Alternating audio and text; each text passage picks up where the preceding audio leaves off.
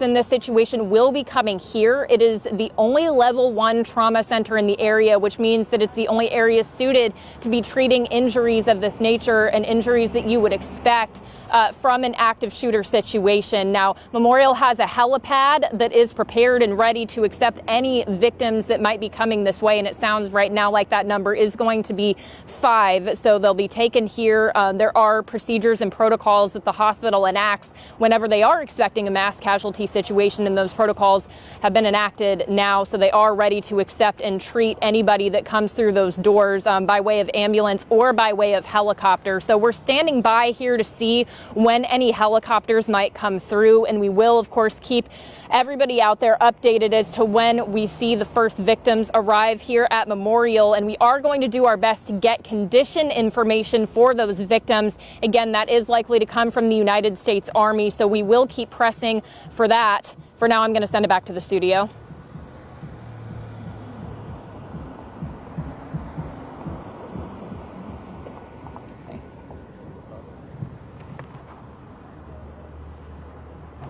Okay, sounds good.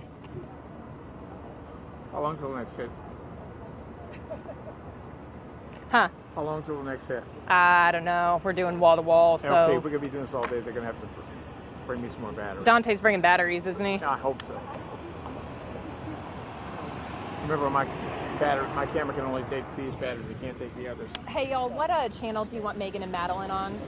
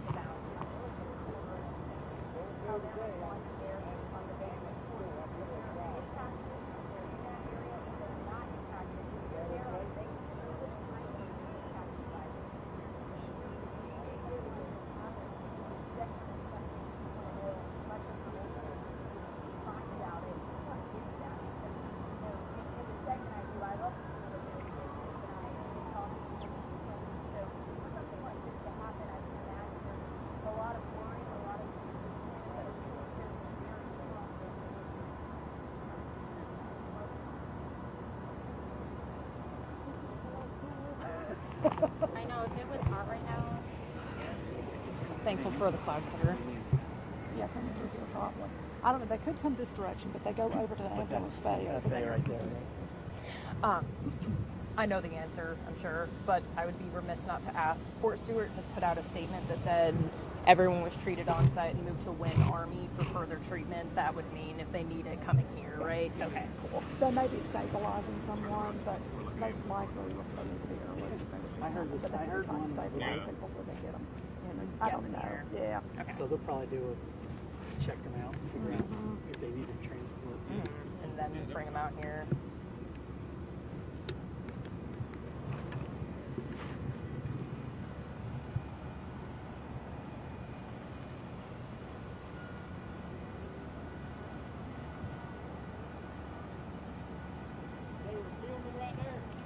be on the lookout for Megan and Madeline's shot. They were there getting set up.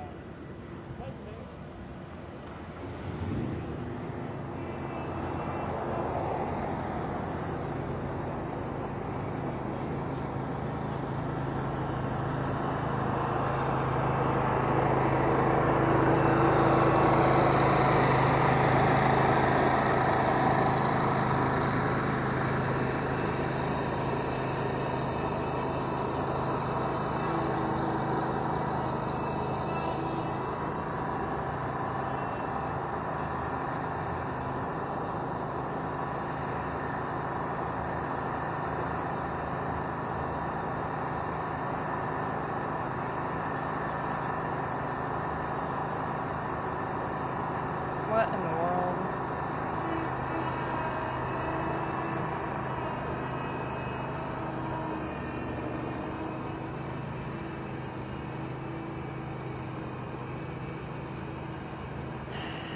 I'm chilling. You can come to me if you need to.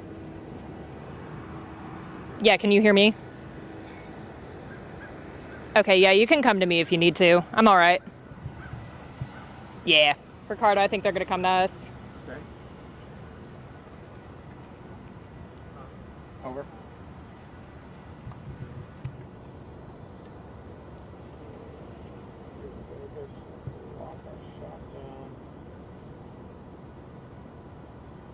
Okay. Thank God for this waveform on it. We have not seen anybody come in yet. We are expecting that anyone that's going to be coming here to Memorial will likely be airlifted by helicopter. So we're situated in front of the helipad at Memorial right now, which is outside of the emergency room. Now, the Army has released a statement saying that 5 soldiers were shot and that they are all being treated on base at the Wynn Army Hospital, and that that's where they will receive further treatment. However, that could mean a lot of things. That could mean that people are getting stabilized right now, or that could mean that they are coming here, and we are hearing from officials at Memorial Hospital that they are expecting victims from this shooting to be coming here for further treatment. Now, that's because Memorial is the only level 1 trauma center in the area, which means it's the only facility that's suited to treat critical injuries, especially when you're thinking about gunshots and really how violent and how serious those can be. So officials at the hospital tell us that they are expecting people to be airlifted here, and they would be landing on the helipad on top of this parking garage that you can see from down here on the ground, which is connected to Memorial's emergency room. So we're going to be keeping an eye on that. If we hear anything else, we will, of course, let everybody know. And as soon as we start to see people being brought here, we will keep everybody updated. Now, we don't know the condition of any of the victims that Fort Stewart or the Army has confirmed. In a typical situation where somebody was injured, whether that be in a wreck, a shooting, or any type of manner, if we have a name, we can generally confirm that with the hospital that the person is being treated at, and they can confirm the victims, what state they're in, whether they've been injured critically, if they're in stable condition, all of those sorts of things. Because these are soldiers and this is military personnel, the hospital says that they don't believe they're going to be able to comment on that. So that information will have to come from the United States Army. So we are going to be pushing to get information on the status of these victims. I have been in contact with representatives from the military the entire time I've been out here. I haven't been able to get an answer yet, but that could just be because the situation is so fluid. Unfortunately, we're becoming increasingly familiar with these situations here in the Savannah area and our extended viewing area. But as we learned with the Oglethorpe Mall shooting or even the Savannah High shooting hoax several years ago, these situations are extremely fluid, and trying to get accurate information about who's involved and what condition they might be in is a little bit difficult in the moment. So as time moves on and we get a little bit more distance from that person being apprehended to now, we are expecting to learn more, and we will be pushing for those answers. Right now, the Army has confirmed that 5 people have been shot. We are expecting at least some of those victims to be here at Memorial Hospital, but be aware that those numbers can change. The victims' conditions can change. It really is a very fluid situation. So we're going to be monitoring that here on WTOC and bring you the very latest updates as we have them.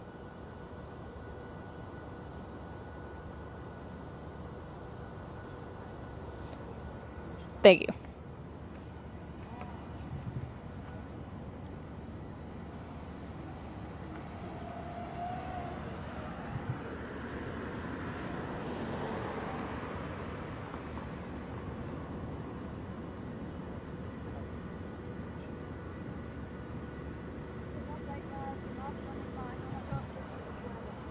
Okay.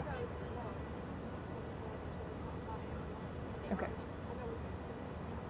You said 2? Okay. Guys, I have an update when you want to take us.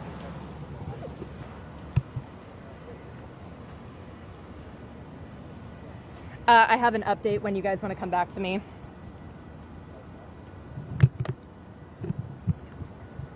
Let me get you in focus. Okay. Don't move. This way. Thank you.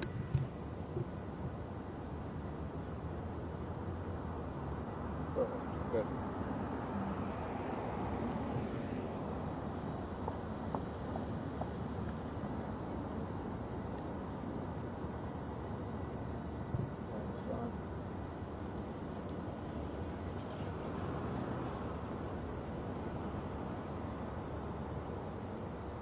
Okay, something's about to go down.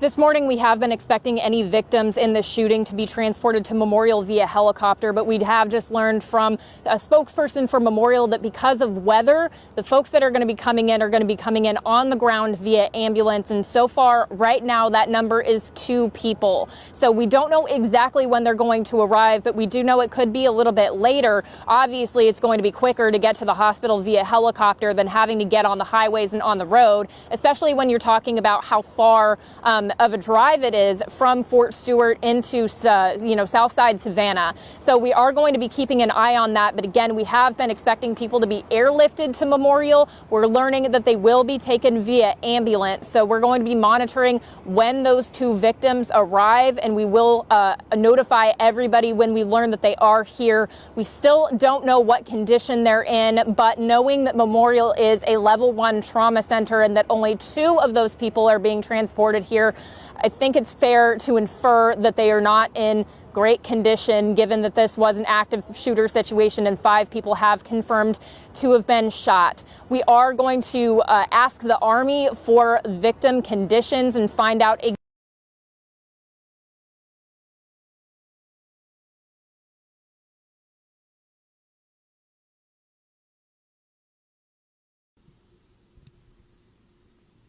Will you call in?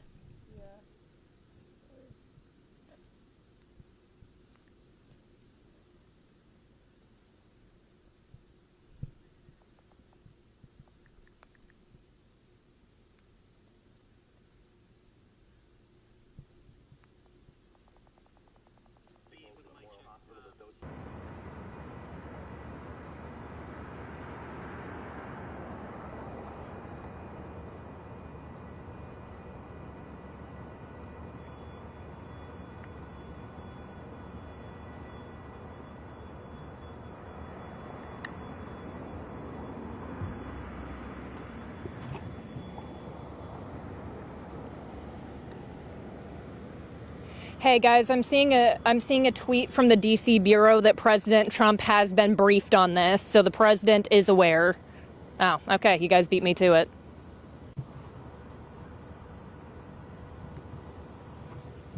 You're such a good producer, Chrissy.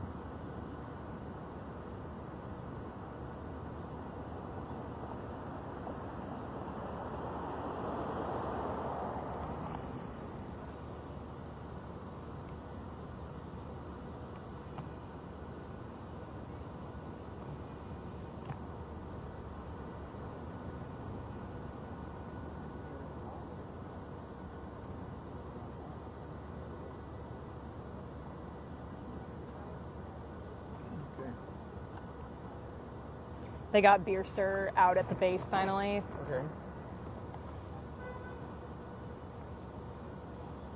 Well, the fact that it's going from 5 to 2 coming. Yeah. Either the others aren't that badly wounded They're and go to the dead. other hospital or they're dead. They're dead. Yeah.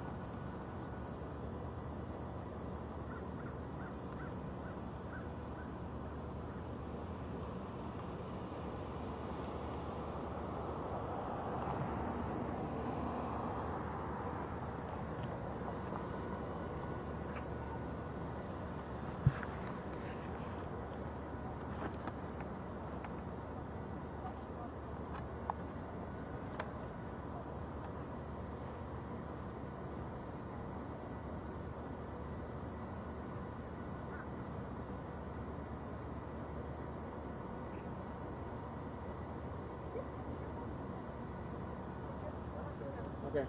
We're moving. Okay. We will. Thank you.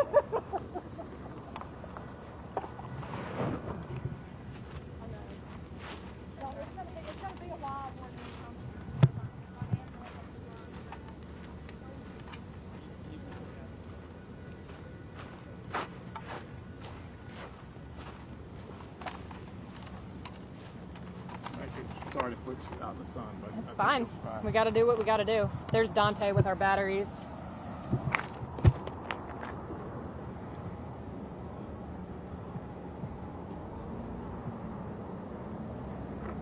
Go ahead and move the constant position. Got 3 over there, 1 back here. So we got 4. They act like they expect some trouble at the emergency room.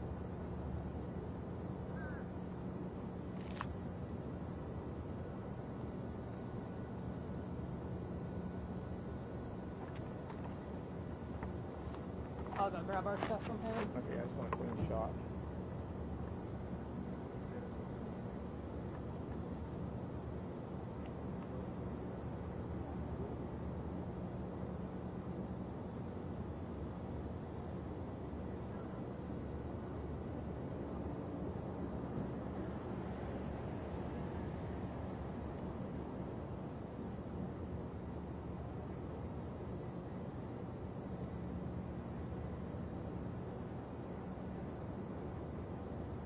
Another day, another mass shooting in Savannah. Ridiculous. Ricardo, Yes, sir. your camera use the same batteries as blue black, right? Joe's camera? I don't know what Joe has, but they look He like has they this. might fit. Let me just slide. Those are the same batteries.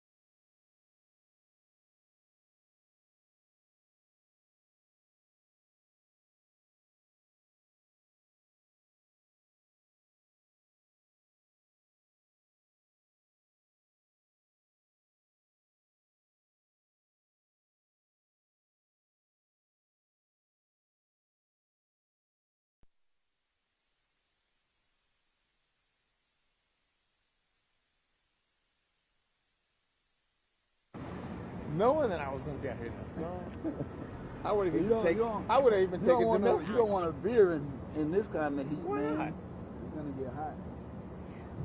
I can take it. I got a doctor's appointment anyway. They'll fix it about 5 fall. All right, y'all good? Yeah, I think so. All right. Yeah, just when y'all get back, those are Joe's batteries. So Okay. just put them back in the locker. What are you guys hearing back there at the station? You hearing anything that we don't hear? Yeah, I don't know. I just heard about Wall to Wall. Maddie's in Fort Stewart. You guys are here. Then they was changing up the assignment. So tomorrow you won't be doing school board. Yes. You'll be going to Fort Stewart. Excellent.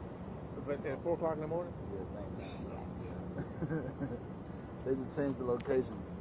You'll be with Kyle, Oh my God. Yeah. And I got to wear my track shoes. your best buddy. He runs all over the place. All Man, I right, can't hear anything. y'all good? Yeah, well, yeah, I think so. All right, y'all stay safe, stay dry. Thanks, Dante. Could have brought hard seltzer or something. Jeez. 3 officers in that area, including the one that the suspect was on, over to the MPD. So we are hearing that.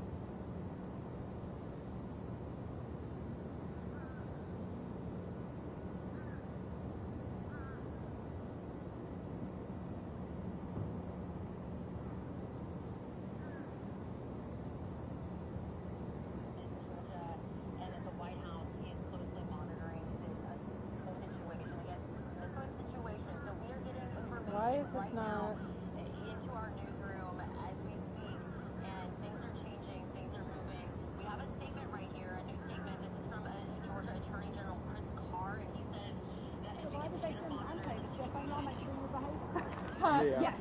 I got a reputation. I know, you gotta watch every I'll keep an eye on him. Oh my gosh. Who's this? I got some in the Yeah. say in the refrigerator. Oh, I have some in the cup. Yeah. Thank you.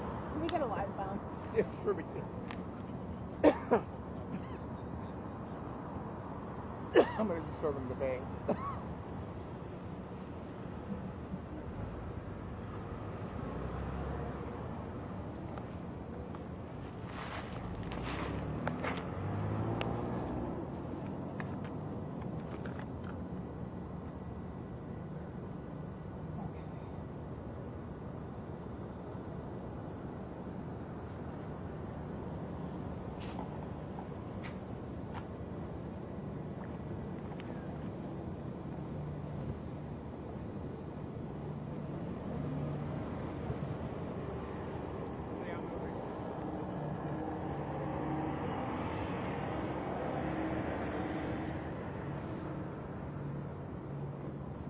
Bullshit. What time is the bump? They're taking it now. Okay. Let me know when they're clear. So I'm gonna move.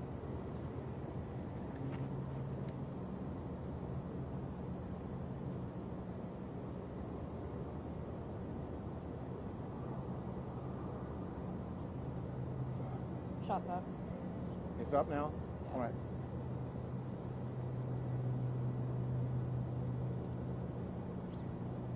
Could you stick your stuff in your bag here? Yeah. We'll leave anything behind. I assume we're clear? Yes.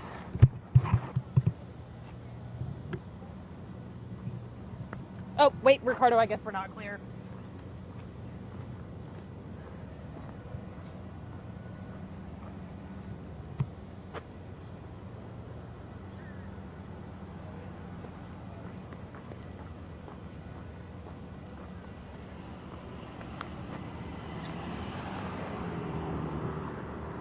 Okay, shots up. Shots up. Okay. That was my fault. As soon as this is clear, let's move back over there. SPD is pulling up a bunch of them. I'm wondering if they're getting ready Yeah, for... they've been coming in. This is where the ambulance is going to come in. Oh, okay. They do not come in over there. They come in over Okay. here. That's where you walk in. Okay. I'm going to go grab my bag. No.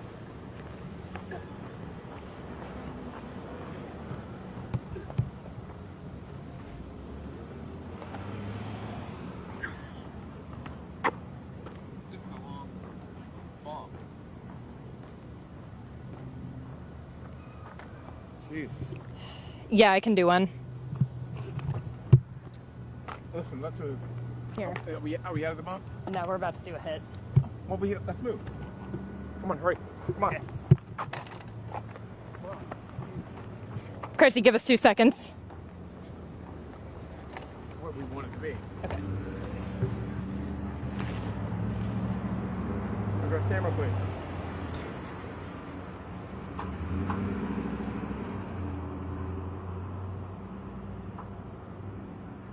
Do me a favor. Turn your body towards my hand. Slight step over this way. No, this way. Watch my hand. Watch my hand. That way? Where my hand is going. That way? That's it. Okay. Right there. Don't move. Okay, Chrissy, we're good. Sorry about that. Yeah, the camera moving was my fault.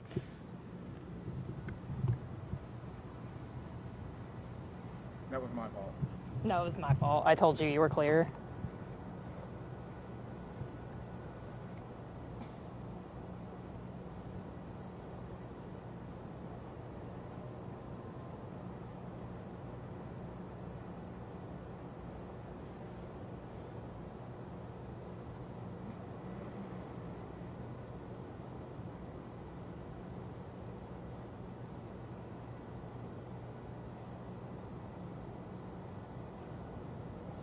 We are still waiting for those 2 victims to arrive here. We do know that it's going to be via ambulance, not helicopter, because of the weather situation. So that's just another added factor here in a situation that nobody wants to confront, nobody wants to have to deal with, but that is the unfortunate situation that we're seeing here today. So we know that there are at least 2 people en route from Fort Stewart, and keep in mind how long of a drive that is from Fort Stewart into the heart of Savannah to get to the hospital.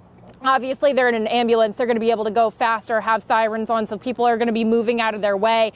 But it is a longer travel time than if they had been arriving here via ambulance. So we are here at Memorial Hospital waiting outside of the ambulance bay where ambulance drop-offs occur. Now, I can tell you that we have also seen several Savannah Police Department officers pulling up to the emergency room over the last couple of minutes. I see at least 2 or 3 at the walk-in entrance, and then there's 1 lone officer's car over by the ambulance bay. We don't know if that is related to the soldiers coming in, but in these high-profile situations, that's not uncommon to have some kind of a police presence to assist and make sure that people's identities aren't revealed, things of that nature. So we are aware that it could be related, but we don't know 100% for sure if that is related. So again, we are expecting 2 soldiers to be transported here. The Army has confirmed that at least 5 people were shot, and so we don't know what the conditions are of those other 3 people. Wishful thinking says that they're able to get their injuries treated at Wynn Army Hospital, but we don't know for sure whether that's the case. The 2 people that are going to be coming here to Memorial, we can infer that their injuries are going to be on the more severe end, because Memorial is the only level 1 trauma center in our area, and it's the only hospital that is going to be suitable to treat more severe or critical injuries. So we can infer that at least those 2 people are seriously or critically injured. We don't know exactly what their status is right now. If we had their names, which I can tell you we don't at this time, but if we had their names in a typical situation, we could give those names to the hospital and they could at least give us an update on what their condition is, tell us whether they're in stable condition, critical condition, serious condition, what the extent of their injuries are. But because these are soldiers that we're talking about, that information is going to have to come directly from the Army. I can tell you that I have been communicating with the Army since I've been down here on the ground, trying to get more information about the conditions of these soldiers and whether there have been any deaths. The word casualty has been said. Again, just to emphasize, casualty could mean a death, but it could also mean a serious injury. So I am in communication with those officials for the Army, and as soon as I have any information to share, I will. But just keep in mind that this is an extremely fluid situation, and as you can imagine, likely a very chaotic situation. Now that there's no ongoing threat to the public and that the people responsible for this has been apprehended, that gives way for people to start getting their ducks in a row and figuring out what is fact and what is not fact. And we're going to continue to bring you the facts here on WTOC, but keep in mind, because of the fluidity of the situation, that can change. As soon as anybody comes here to the hospital, we will be the first to let you know, but for now I am going to send it back to the studio.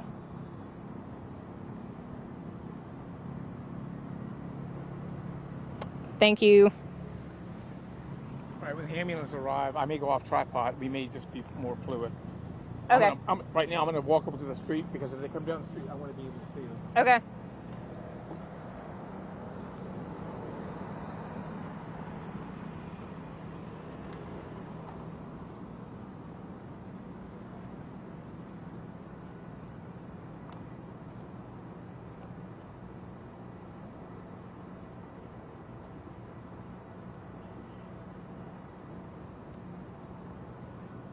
Your ears feel.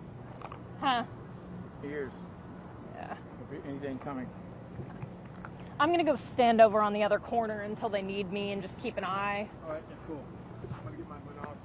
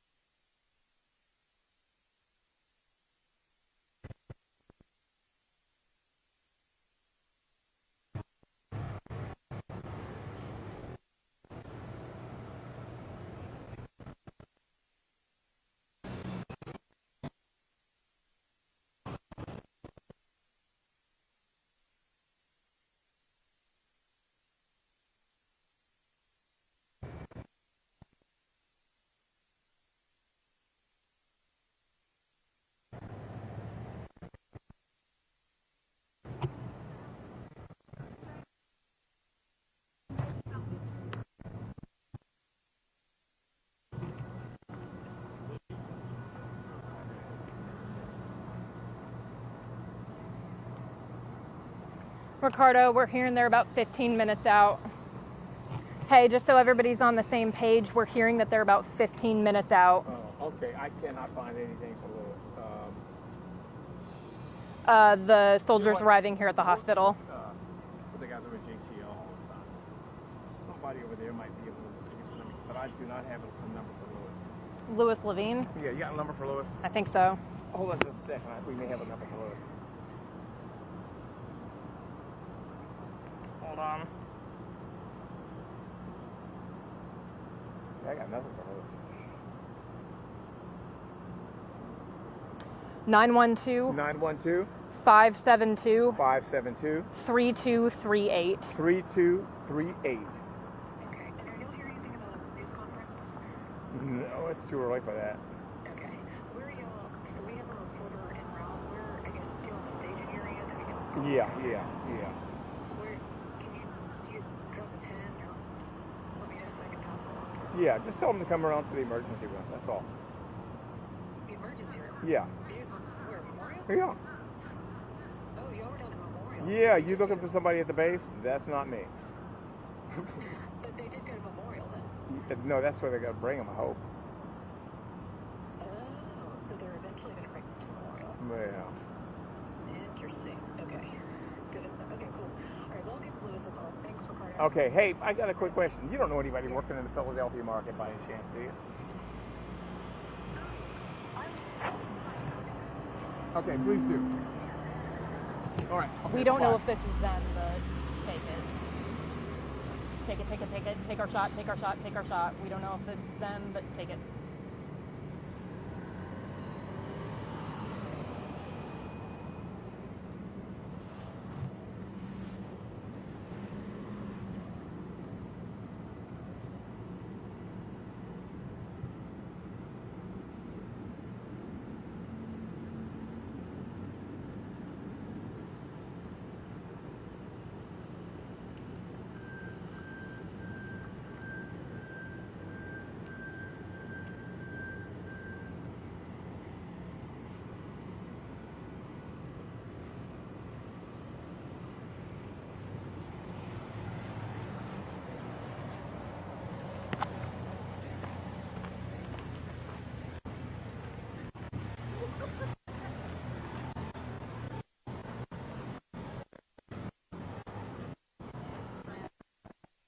It.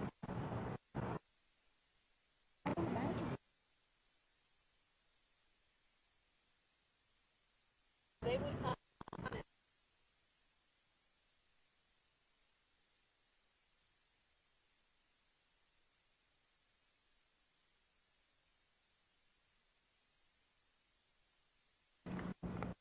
That isn't them.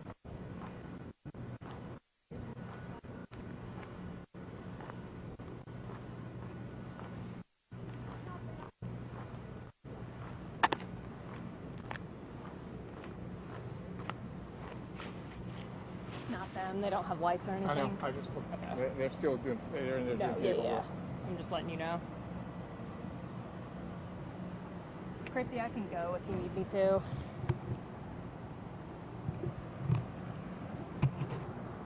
Oh. What's wrong? Nothing. Just hold your shot.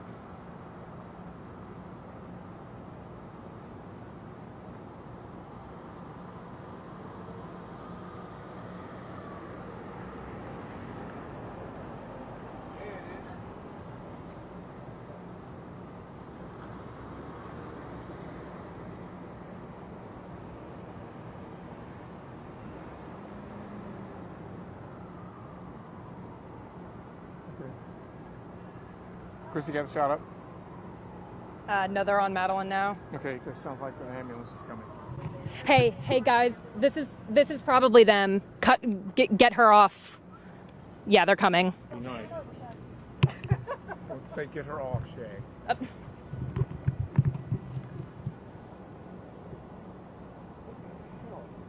There you are. Okay.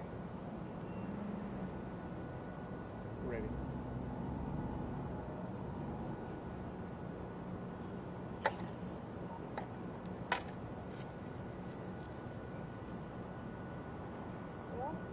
Well, maybe. No, this is it. House ready. Guys, get them out to me, please. Tiny bit. Perfect. Yes, we are here at Memorial Hospital. We can hear sirens in the distance and have been alerted by Memorial officials that this is likely the soldiers arriving from Wynn Army Base Hospital. Now, we can see a Savannah Police Department officer over here on the corner, likely in place for the arrival, given that these are going to be some high-profile patients coming in here. So we are expecting to see some lights and sirens on an ambulance as it comes through here. Again, we could hear sirens just a little bit ago. Officials from Memorial telling us that is likely the patients from Wynn Army Hospital coming in here. We are expecting that 2 patients will be coming from the base.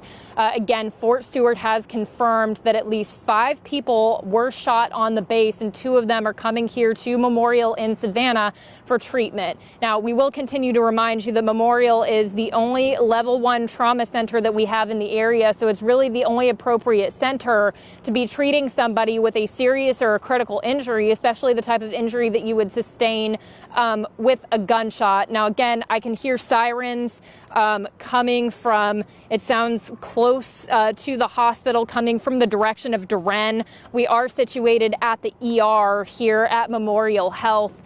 We were expecting originally today that patients be brought here by a helicopter and that they would be landing on the helipad, just given the severity of the situation and the nature of the injuries that we're expecting these folks to have. But because of the weather, they were forced to bring patients here to Memorial by ambulance. Now, again, we have been hearing sirens, and we can see officers from the Savannah Police Department getting out and monitoring the situation, as you would do with, high-profile patients and things like that, to protect their identities, the nature of those injuries and things. So we are going to continue to keep you updated. I'm not hearing the sirens anymore. Officials from Memorial had said that they thought that could be the patients. It may be somebody else, but we will be sure to bring you right back here just as soon as we have eyes on an ambulance, and we will let you know when those patients get here. For now, I'll send it back to the studio.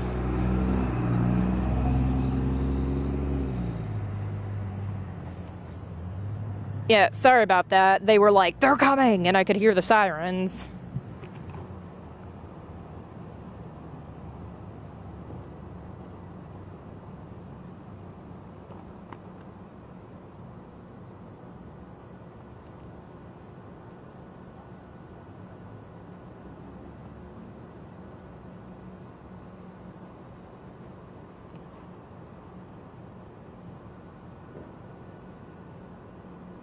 Okay, got it. Got it. All right, the next time I hear sirens, I'm probably going to panic again, so just be ready.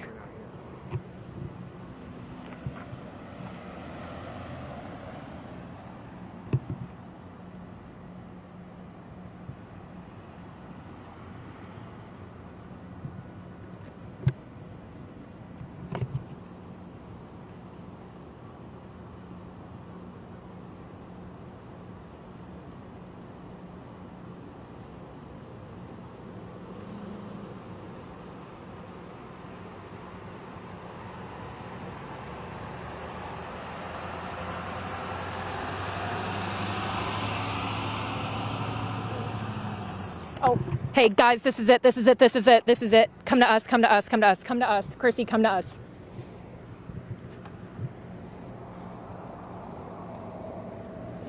You can see that a U.S. Army ambulance has just pulled in here at Memorial Hospital in Savannah, presumably carrying at least 1, potentially 2 of the soldiers that have come here from Wynn Army Community Hospital. Now, again, Memorial is the only level 1 trauma center in this area, so we can infer that the victims that are in the back of this ambulance are in need of some sort of critical care, though we don't know exactly what their conditions are at this time. That's information that will have to come from the United States military. They've not released it at this moment because it is a fluid situation, and they might not even know right now.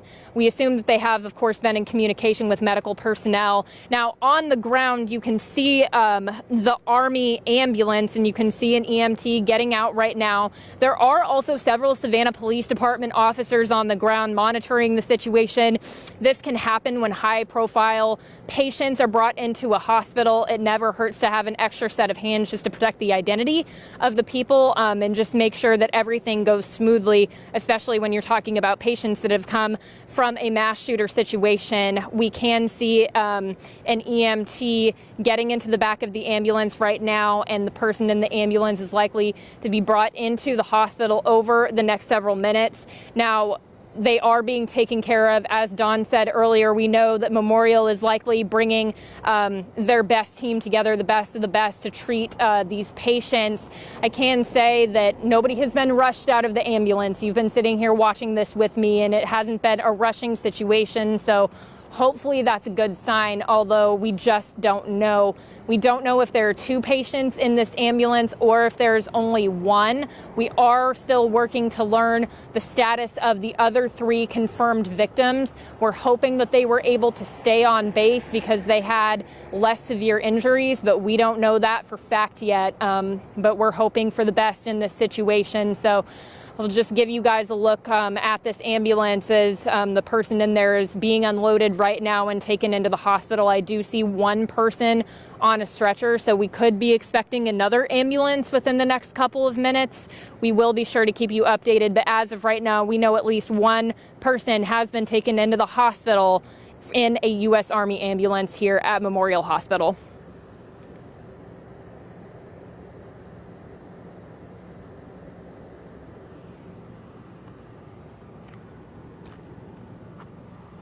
Okay, we're clear. Sound good?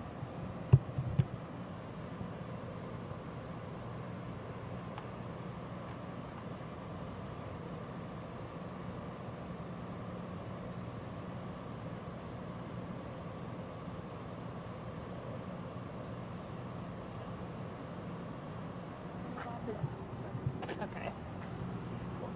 25-ish minutes until the next person arrives. Thank God for the cloud cover. I know, y'all, if it had been as hot as it was last week, we would have described this. I know. Move on over, move on.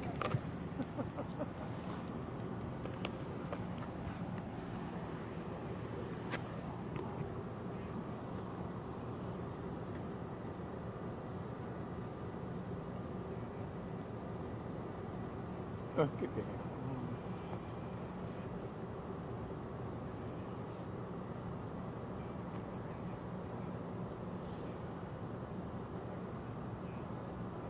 I'm going to call Ossoff's people. I haven't seen anything from them.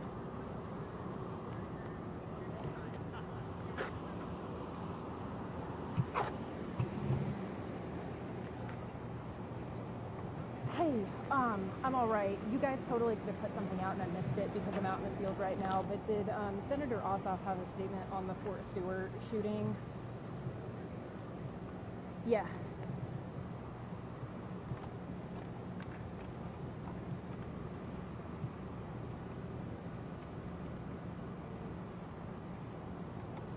Okay, that would be great. If you might have any availability for an interview, let me know. Carter's people have reached out, and I'm sure that he will be on us at some point. So if you guys, would like for him to do that, just let me know and we can arrange it.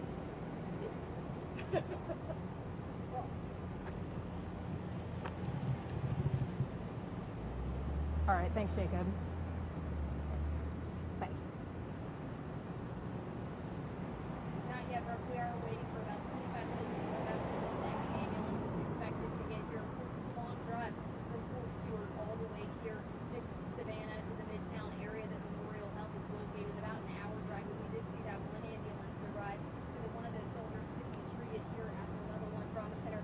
And the reason I keep saying that here is because you would think, why would they make such a long drive here to Savannah? The reason why is because this is the hospital that's equipped to deal with injuries like gunshot wounds to this severity, and for them to be able to, if needed, go into surgery immediately. But you can see as they respond here, first responders helping first responders. I mean, you think about that sign up for situations like this, but most certainly did not sign up for this one today. In the magnitude of the amount of what it means for a shooting to happen at an Army base. And you can see they are rolling people in here. They are getting them the care that they need, and they're able to do that at this hospital here. And the Wynn Army Community Hospital is a very well-equipped hospital, but to the level of gunshot wounds, trauma that these victims have experienced, they are coming here to Memorial Park. That's the same one. Location. You just saw them wheeled in there. Just prayers right now for the family of that person that just went in there, that signed up to have their loved ones serve our country, and for something as tragic like this to happen. That other ambulance is expected to get here in just about, I'd say, 20 minutes now. Sure. Probably be out Yeah, you can about take it. 5. They're going to take They another would bump. normally take the But this is the same ambulance. right on that roof right there, but because of the weather, they're not using taking helicopters here today. So they are going to be arriving. They can't see your hand. No. They can't see it's dropping. We did not want for those ambulances to have to come here because that signal these injuries are much more critical than maybe to another base.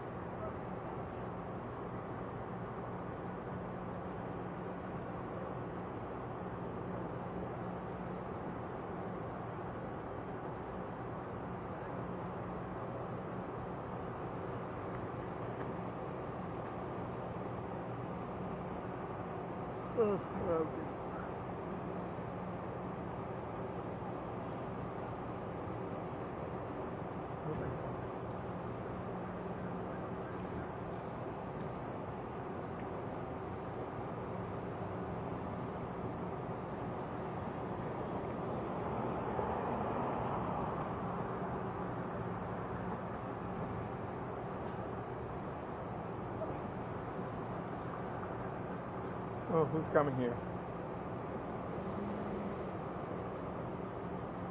It's like another SAV crew. Yep. Wonder if they're going to say this was gang violence too. Oh, that's what we always say. Not like that. We say everything is a gang.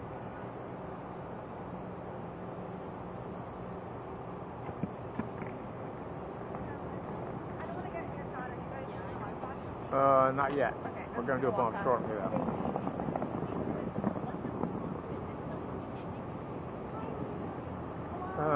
Boy.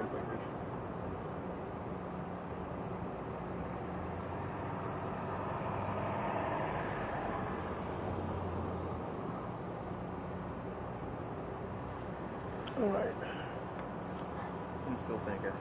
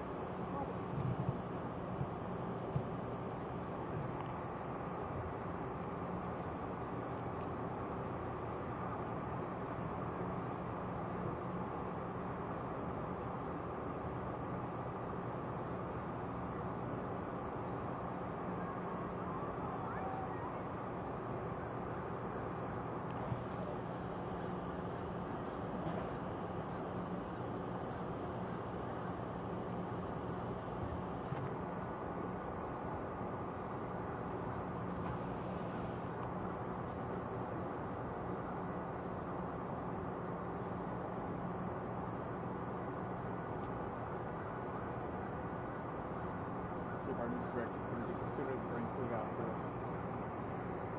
Okay.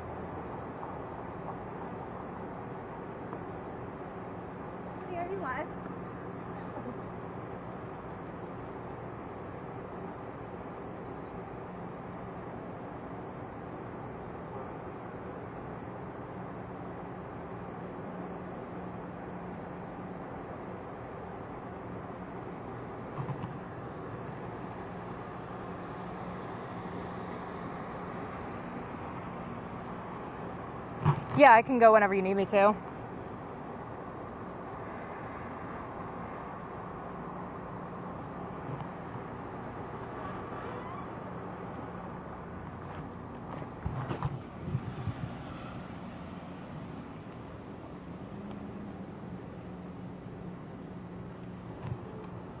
Is that camera?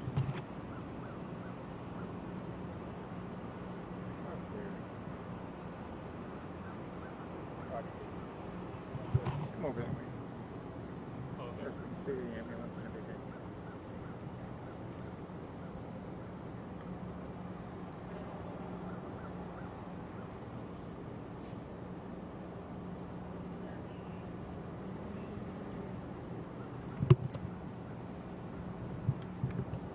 Quick question. Are you guys live right now? Yeah? Okay, very much.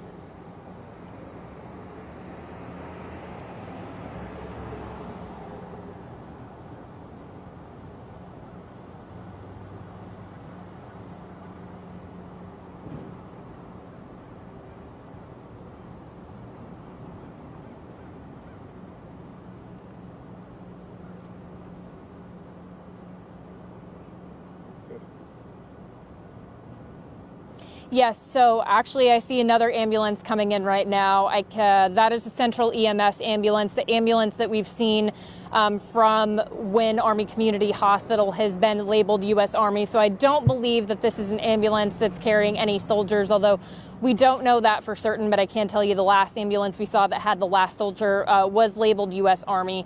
One soldier was taken here to Memorial Hospital. I would say it's been probably 10 or 15 minutes or so now. We don't know the conditions of any of the soldiers that have been shot or involved in this shooting.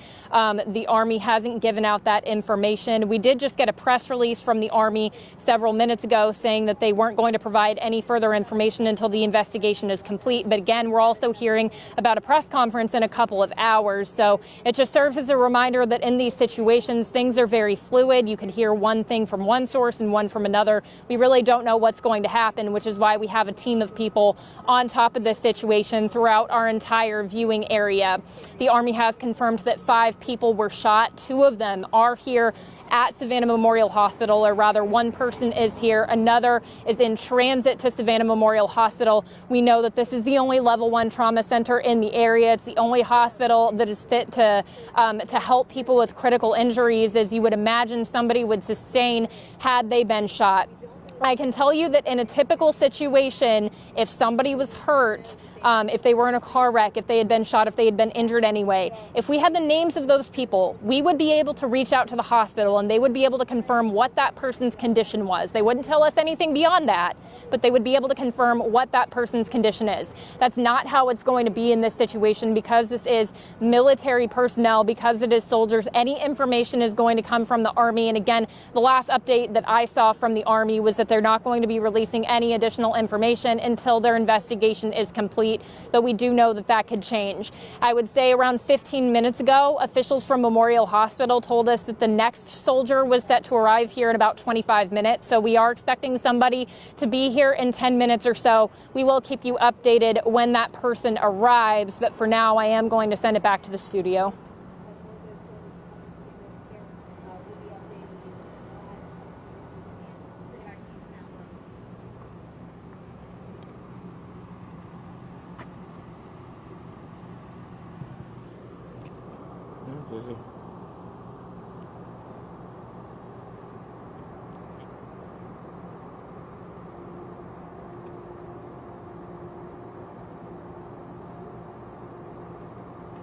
Okay, Michaela says that the second ambulance is on Abercorn, so probably not too long until it comes here.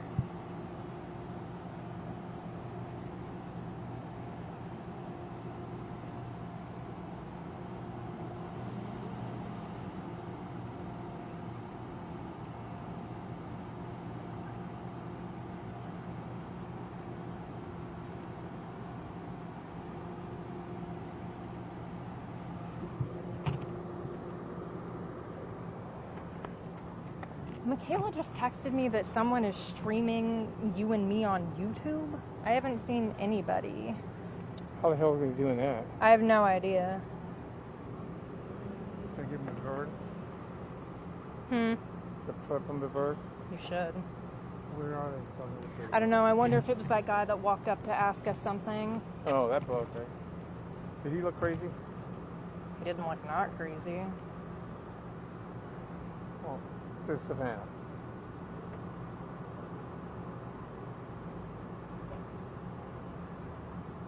Sorts of white and where the bodies are coming out.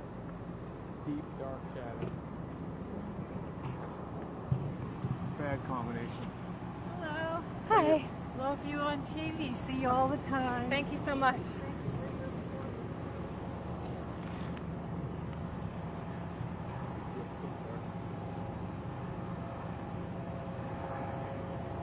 Coast Guard.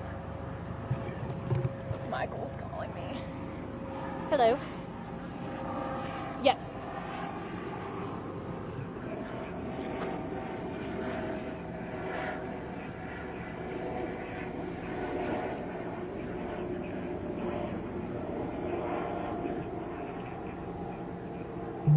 What the heck is it?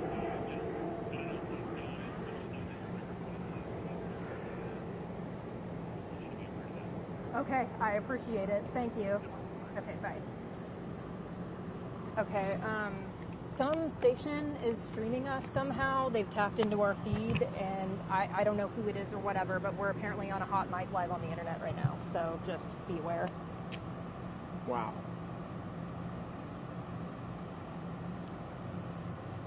Is there no decency left in broadcasting? I'm just not going to talk anymore.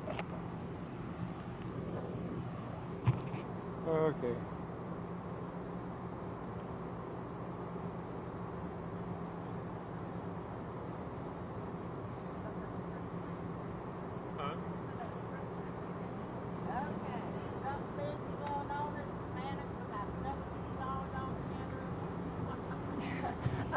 There was a mass shooting at Fort Stewart, and the injured people are coming here. How many? 5 people are injured. 2 of them are coming here. That's all we know. No, I'm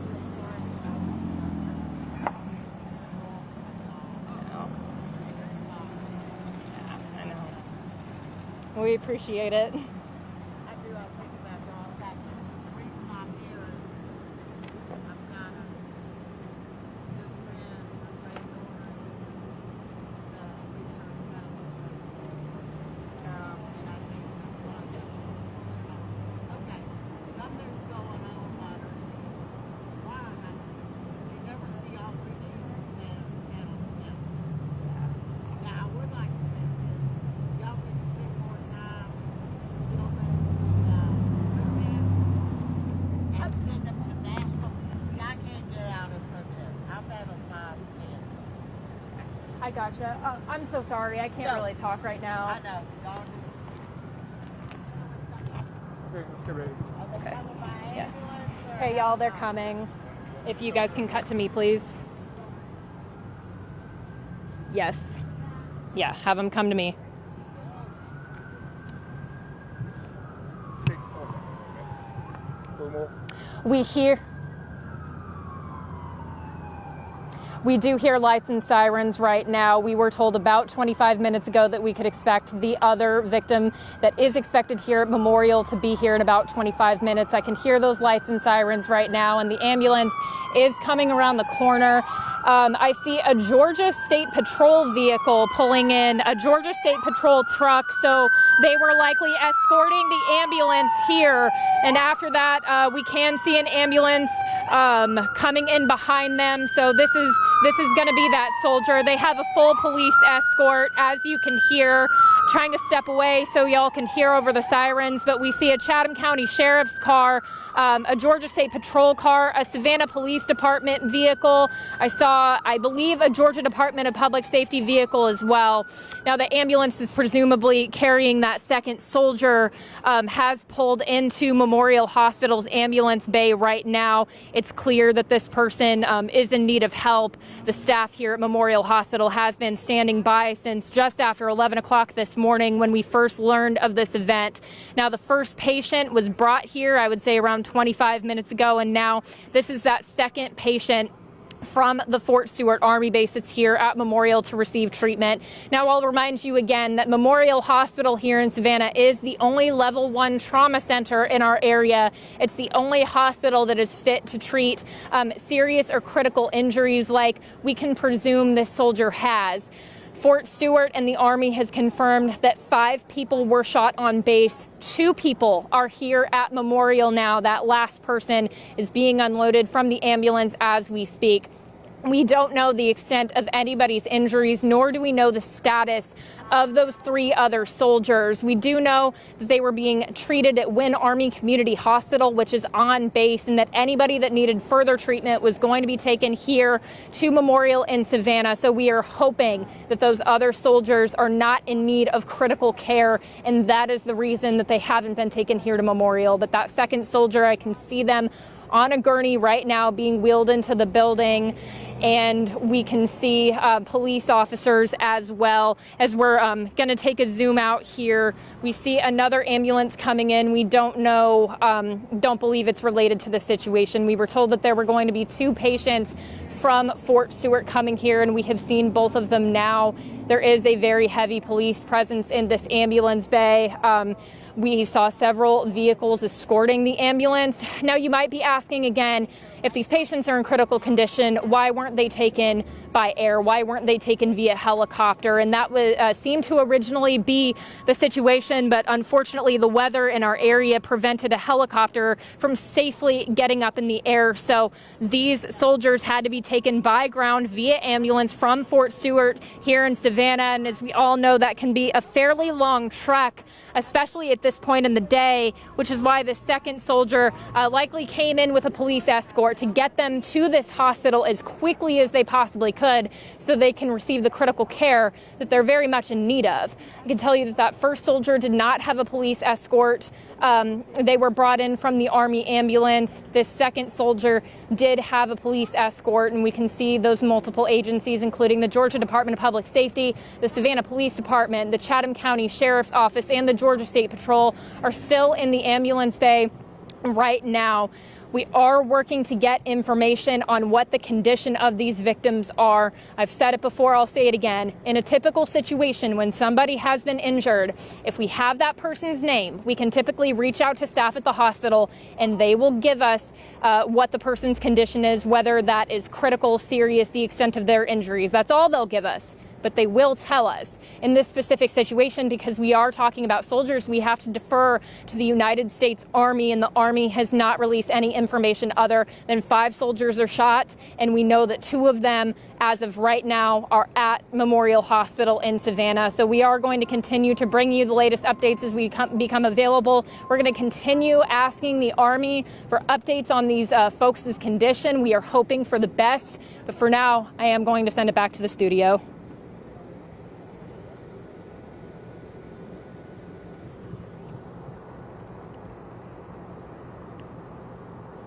Talk to you. Thanks. CNN has our feed, and we are still on a hot mic, just FYI. Okay.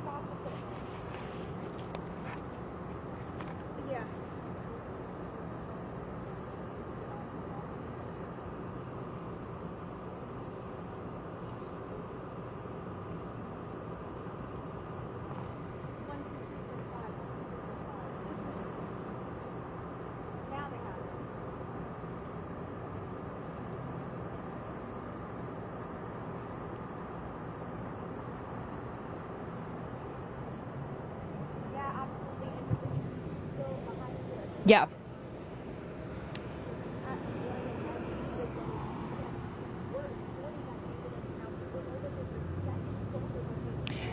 Yeah. Yeah, people have let me know. I appreciate it. Yeah, Michael reached out to me to let me know. I appreciate it. I had several people being like, hey.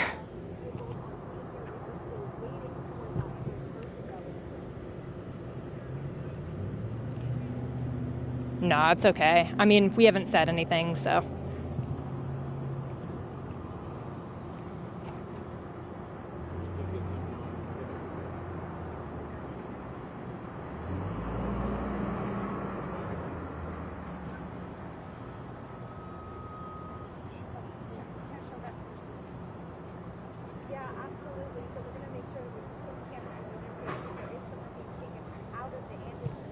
Let's try and get the camera off this person if we can. I don't want her face getting streamed across country. Different person. Okay, yeah. I told them to cover the camera.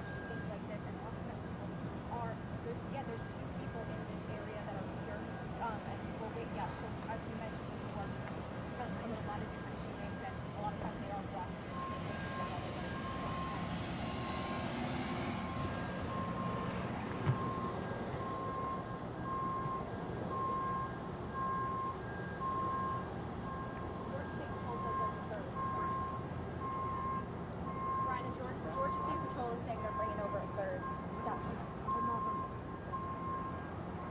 Hey y'all, GSP is saying that they're bringing over a 3rd person. I don't know that for sure, but let's be ready just in case.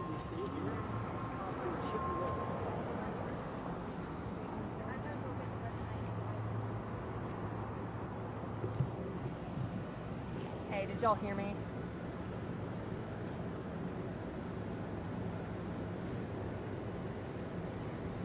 Y'all, can you hear me?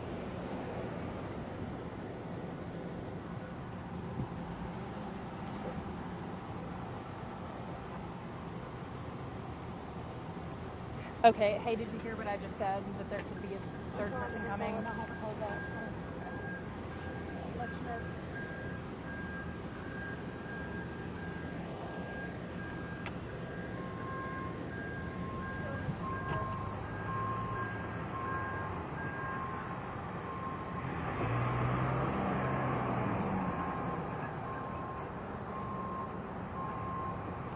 Hey y'all, can anybody in the booth hear me? Please talk to me if you can hear me. Okay, did you hear what I said about the 3rd person? Can I please get some confirmation here?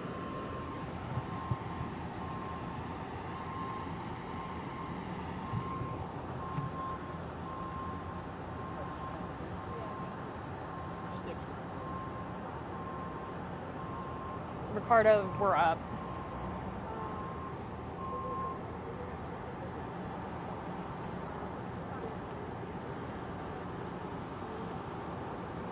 No, not right this second. But I just want you to be aware.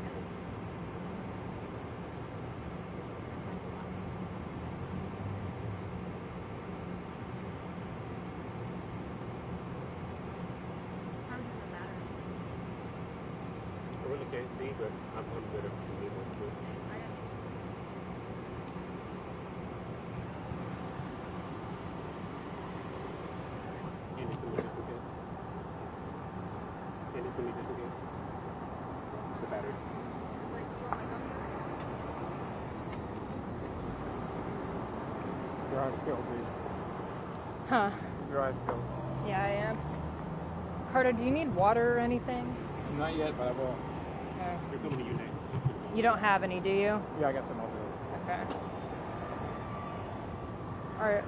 Well, if you need me to go grab it, let me know. Kayla's last name is Carney? Yeah. Okay, cool.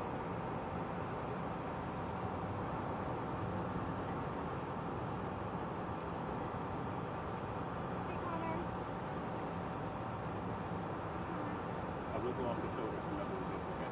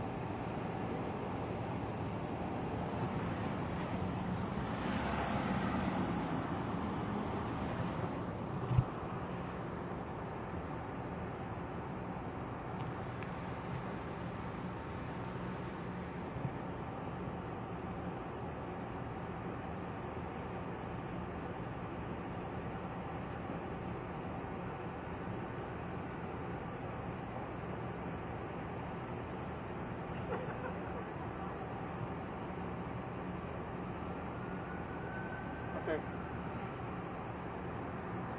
Break's over.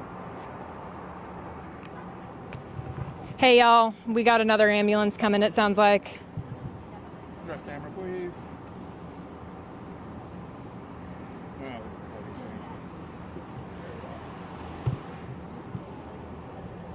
I'm good whenever you need me.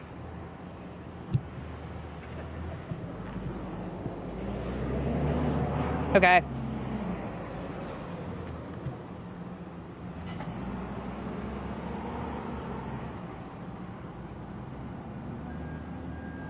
Do you hear sirens? Not now. Okay. I'm gonna roll on this now.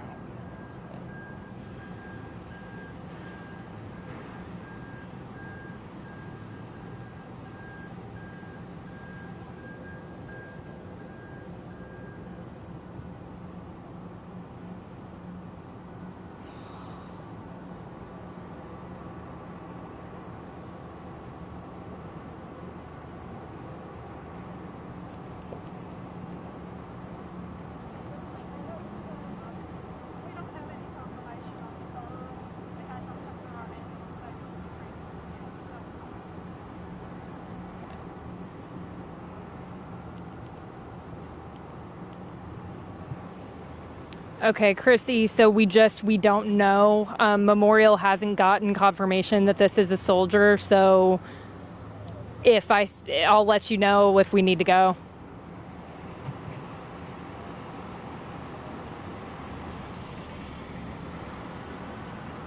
Let's just assume that it is. Huh? Let's just assume that it is. Yeah. We'll be ready.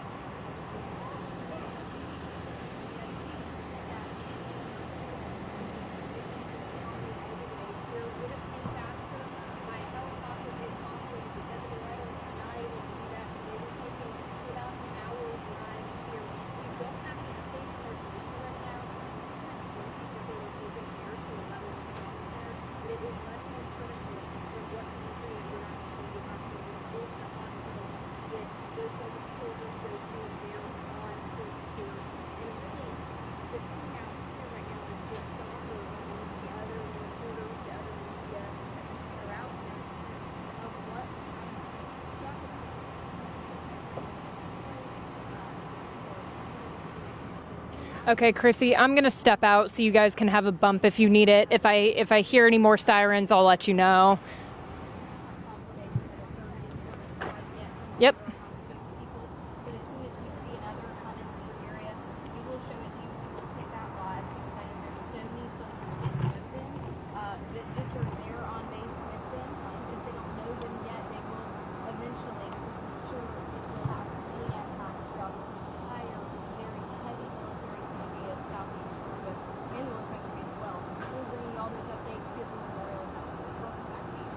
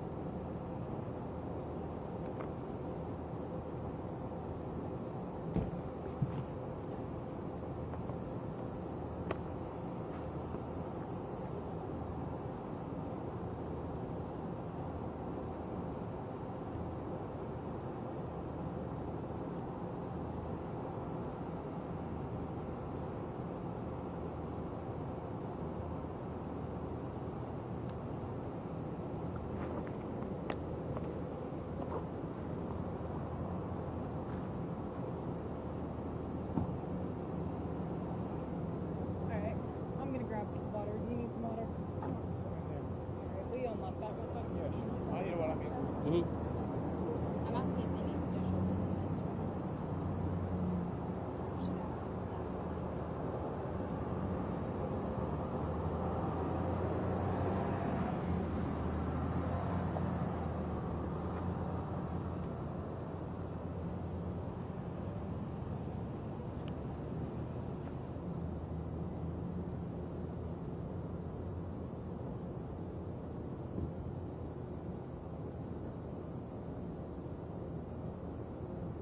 Yeah, Liddy.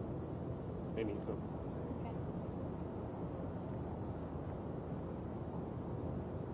Now, I get you to take this video of me. We'll just do it right here. Yeah, I just don't want it in the background.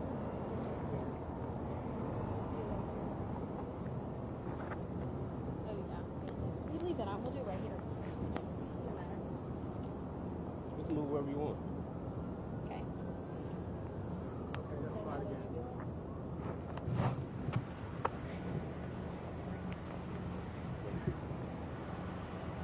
That's fine.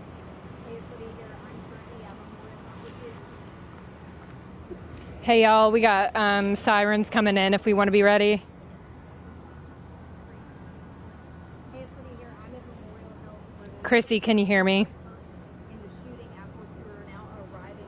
Okay, so we have we. On the Army and I hear sirens. I don't know what it is, but if you guys want to be ready, Trauma Center where they will get that life-saving care. Right now, we have 2 soldiers. you can come to me either way. I can talk through it if I need to. We do not have an update on their condition. If they're being transferred here to Memorial Health, it likely is more of a critical, more of a serious injury that they can handle here at this center. But of course, we'll look at the update.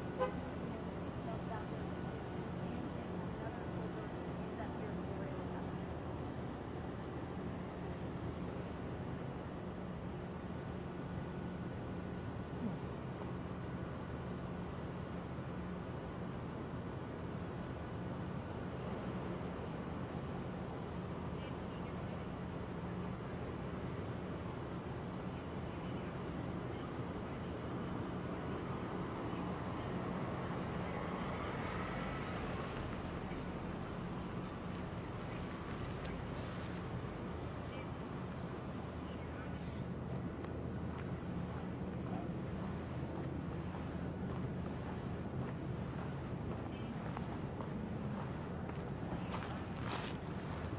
Hey, I know you guys aren't going to be able to do any really much.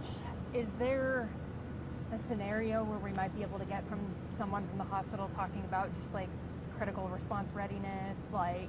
I can ask about Okay, that. Let me that'd ask be about that, awesome. Yeah. Okay. And I'm just telling you that I just texted their Fort Stewart PO and telling them that they want conditions and stuff, and that has to come from me. So I'm Okay. not allowed to do that with military, but yes, I'll Okay. see if you will. Perfect. Thank you so much.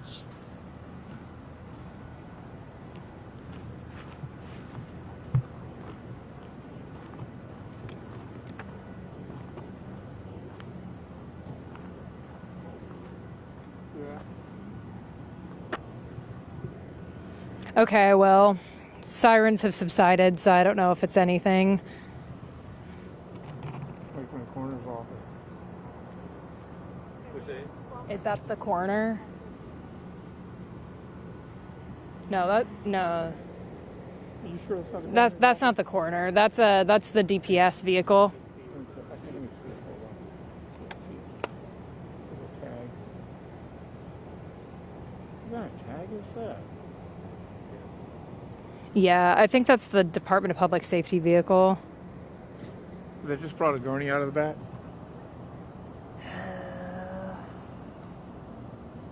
Let me call the coroner. Yeah, Here, why cut my is it mic. talking- I'm gonna turn off my mic real quick so I can call the coroner, Chrissy.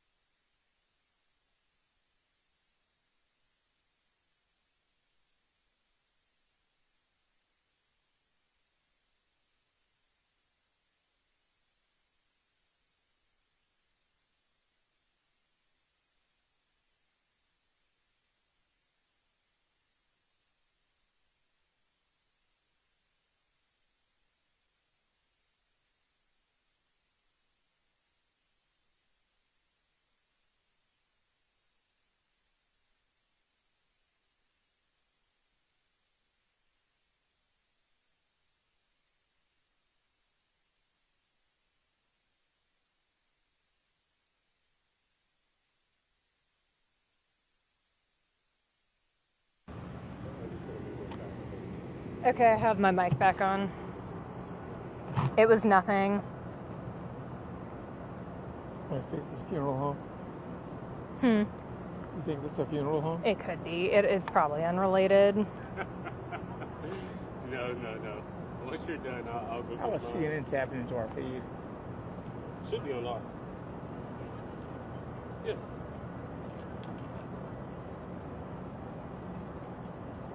For like.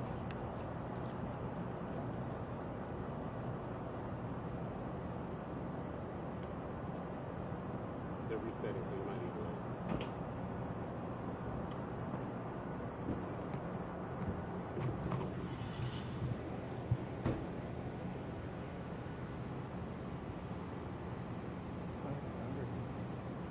Yeah, me too. Been baking something, so it's probably just my brain playing tricks on me.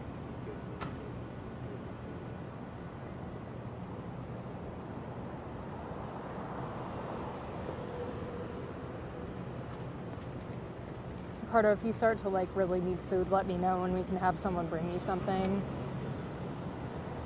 It's hot out here. We've been out here for a while. I don't want, anything to happen.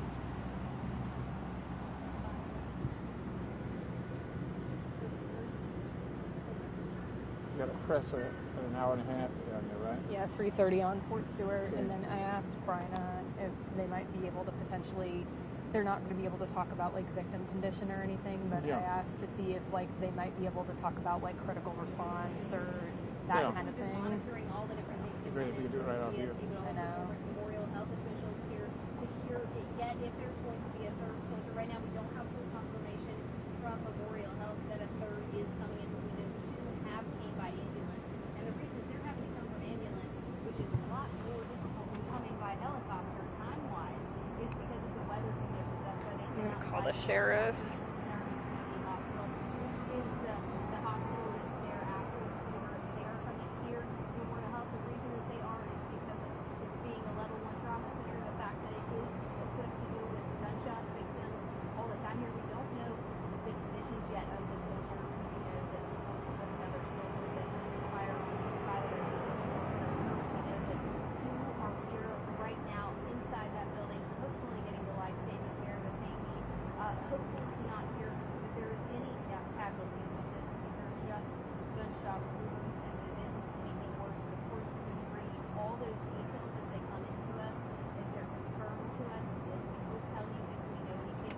But right now, the conditions are unknown at this moment, as they are here inside Memorial Health. And you can see Hey, this right over here at the hospital for the Fort Stewart thing, I saw MTV was escorting one of the soldiers.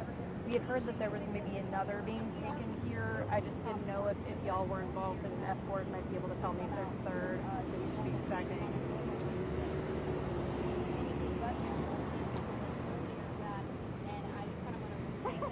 Okay. So you don't know if there's like a third person coming?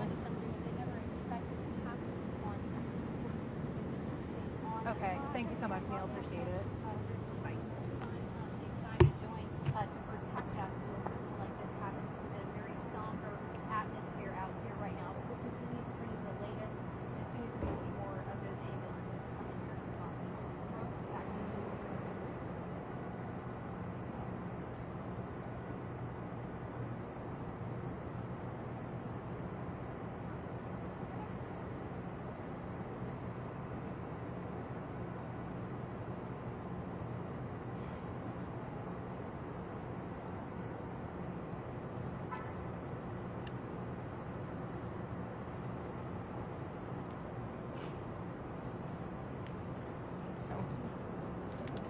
Hey, Neil.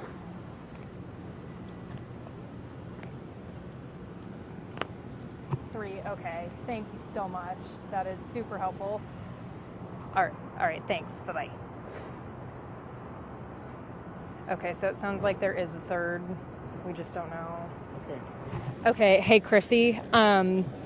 I just talked to SPD. Like, this is not reportable, but it looks like there is a third. We just don't know when it'll be, so I just guess continue to be on standby out here.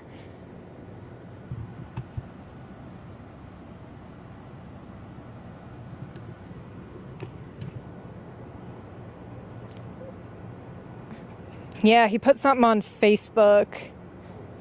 I can call and find out. Okay. Okay, bye.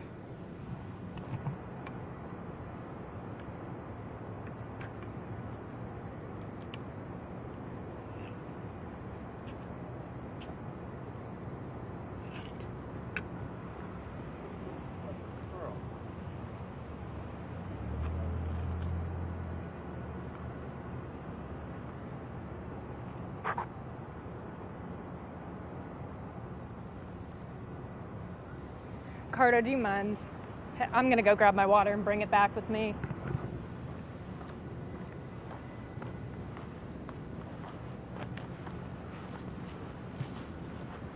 Soaking up the shade. So hot. Oh my God. Yeah. It's pretty bad. I feel bad for everybody that had to be down there on base and all this. There's no shade over there. Mm-mm. But on my side, someone will probably be over there after they finish with the early quiz. Probably time you're over there. Best of luck. I know they're having a presser at like 3:30, Yeah. so We will have 2 people over there now for the side. Maybe they'll stay there. yeah, fingers crossed. Right. Fingers crossed.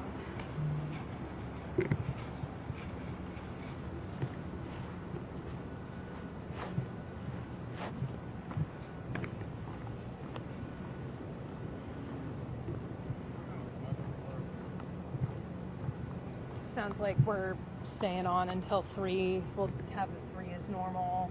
Right. I mean, we'll be on air, and then we'll probably, the press conference is at 3:30. So I can't imagine we'll be off air again until after the 6. All right, tell them to bring us something to eat. And I'm not putting a break down today. Okay.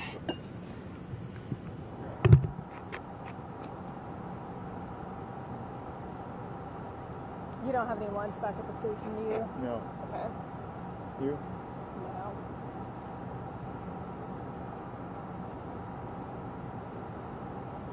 The Hunter bring anything with us?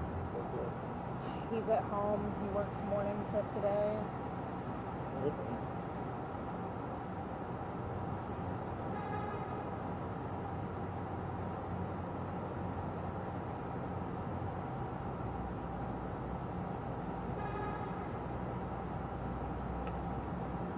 Hey Van, how are you doing? I'm good. I am outside Memorial right now. I saw that you posted a statement on Facebook. I just wanted to check in and see if you or anybody else in the city had any plans of coming down here. I know that 2 soldiers are already here, and we're hearing that there's maybe going to be a 3rd.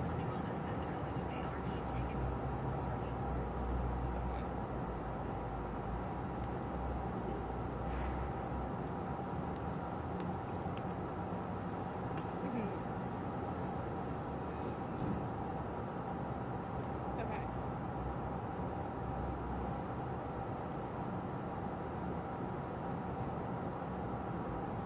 Okay, perfect. Well, if something changes, please let me know. No, that was all. I'm just trying to round up and just see what the deal is. We know that Fort Stewart is going to have a press conference at 3:30, so hopefully we'll have a little bit more information on that and figure out who these folks are, and hope nobody died.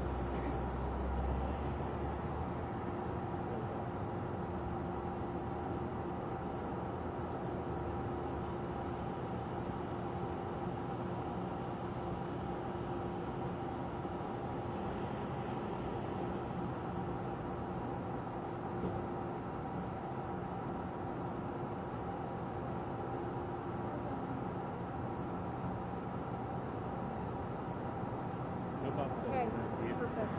Well, thank you so much, and I don't know if anything comes up or you hear anything, please let me know. Yeah, thank you. Please take care.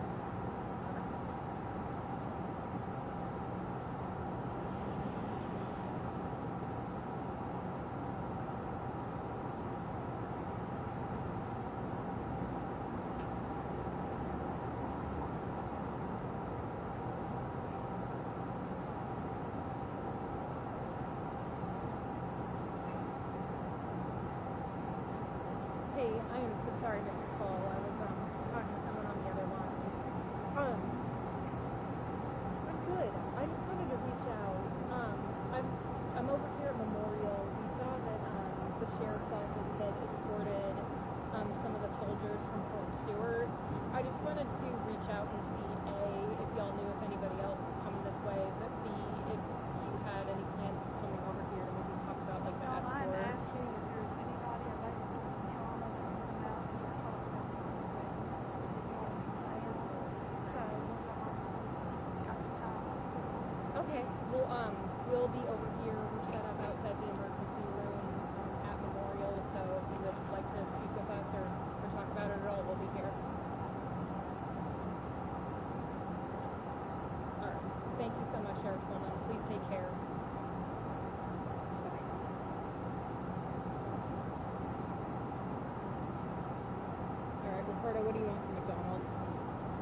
You get food? Yeah, what do you want?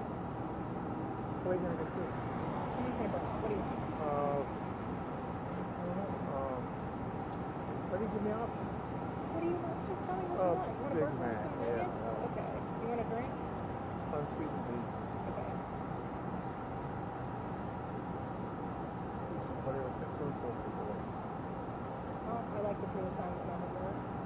Oh. It's Michaela. Thank her. Oh, well, yes, it's nice.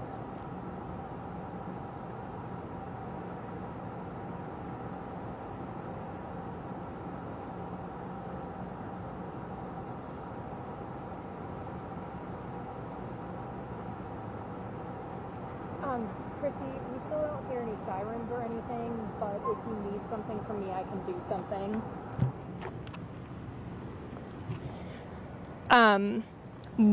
We still haven't seen any sign of an ambulance, but if you need a hit from me, I can go. Are you gonna be doing any moving or anything? All right, I think they might come to us, Ricardo. Okay.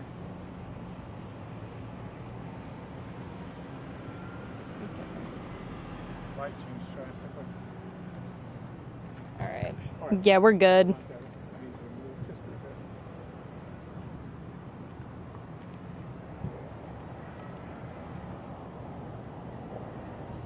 See anybody yet, right? That's good. Direct your eyes back to the ambulance. Sit down, either.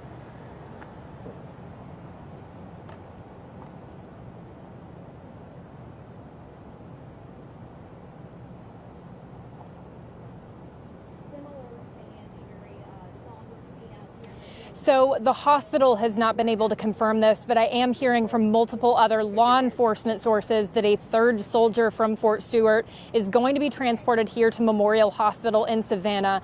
As a reminder, 2 soldiers are already here being treated, and we can infer that those soldiers are going to be the ones that are more critically or seriously injured, because Memorial is the only level 1 trauma center here in the Savannah area. We do know that other soldiers were being treated at Wynn Army Community Hospital. It's not a trauma center, and so we don't know the status of the other 2 soldiers. Remember, there's 5 soldiers that have been shot in total. 2 of them are already here at Memorial in Savannah, and I'm hearing that 1 more is going to be heading this way. So we don't know the status of those 2 other soldiers, whether their injuries were being able to be treated at Wynn Army Community Hospital. We are working to learn more. We also don't know really the condition of the 2 soldiers that are already here in Memorial. Again, we can infer that they are going to be more seriously injured, given that they needed that trauma center treatment here at Memorial.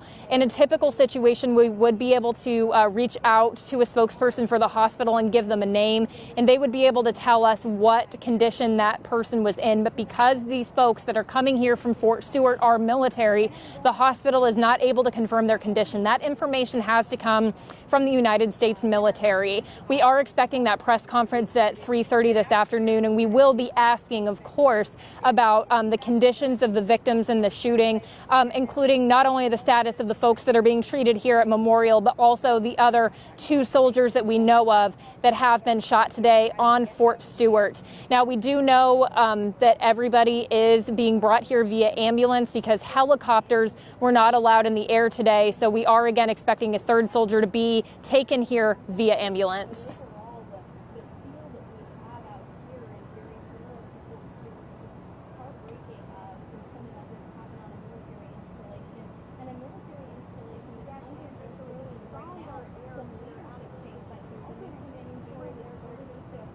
Yes, so the 2nd soldier that arrived had a full police escort. There was an officer from the Georgia State Patrol, there was an officer from the Georgia Department of Public Safety, an officer from the Chatham County Sheriff's Office, and I believe an SPD officer, if memory serves. But it was a full-on escort. And of course, if we're talking about the drive from Fort Stewart here to Savannah, what would be optimal would be able to take somebody that's seriously injured and airlift them to the hospital to bypass the highways and all the traffic on the ground.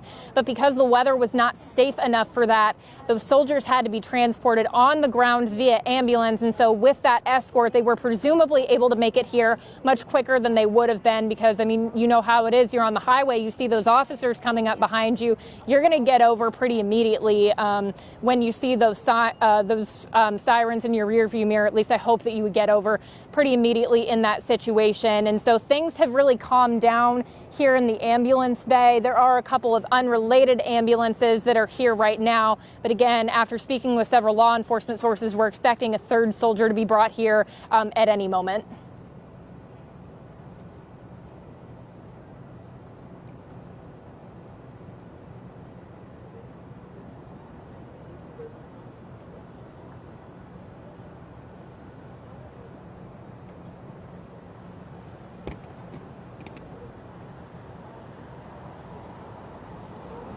Yes, I have been in contact with the spokesperson for Memorial Hospital, and this is just a little bit of a different situation because it is involving military personnel.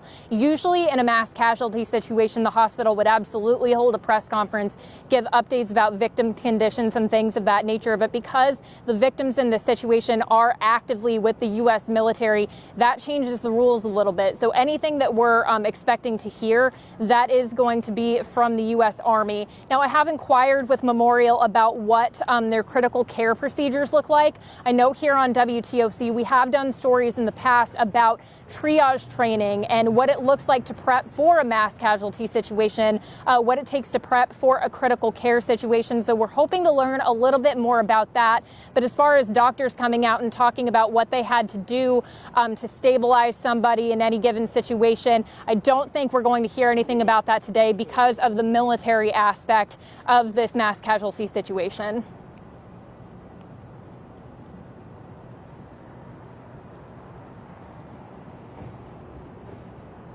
Thank you. How much time do you have till the next hit? I'm going to kill this camera. I don't know. If an ambulance comes, we need to be on. Yeah, I just wasting my battery. Do we need to go turn the car on and I mean, charge up the other have a batteries? charger. No, we don't have a battery charger. But Dante brought one. You did? Yeah. Okay. Because we're going to be going until after 6, right? I'm sorry. We're going to be going until after 6? I think we'll be on air probably Yeah. until the end of the 6th.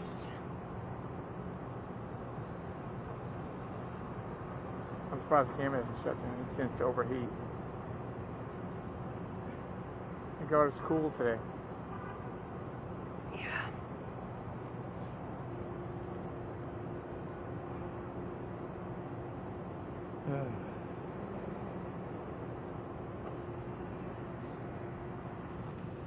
Oh, got ants all over my water. You know what? I left my coffee cup sitting in the center console one day. Came out, turned it up, took a swig, got a mouthful of ants. Oh no. Yeah. I was gonna say it was still hot, right? No, it was warm, but I didn't appreciate all the ants. That's true. The moral of that story is do not put anything sweet in your coffee. Michaela says to text her. Hey. Hey, did you call me?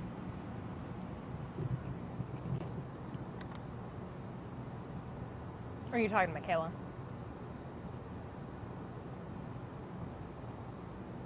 Any food. Shay, you want a sub? They got subs at the station. Yeah, I'll take one. Yeah, whatever you guys have. Just don't bring any small children. Okay, all right, bye-bye. She's gonna bring us some subs. Perfect. And cookies and tea. Okay, you know every time I come over here I end up on a curb, so you know we're gonna be all Yeah, just FYI, I was sitting down earlier and a bunch of fire ants crawled all over me, so I just... Thank you, Shay. Okay. Yeah, sorry. It's like, I'm ooh. gonna stand right back up. No, no, two. Oh my God.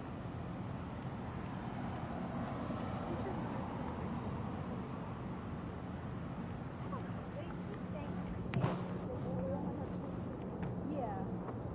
You got so many phones. Trading stocks or something.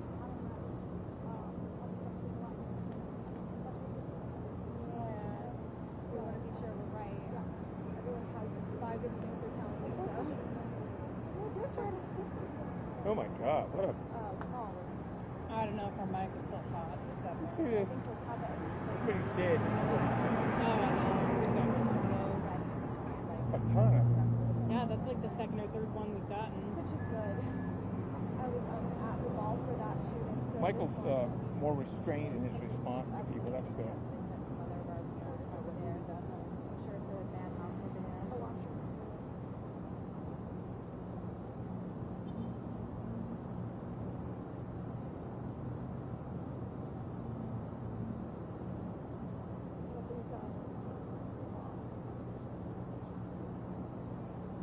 When Cam wants to get involved. Look at you being all horrible. Oh, look, she brought food for everyone. Where did you? Oh my God. The damn kale salad. Where did she get a kale salad from? From the house.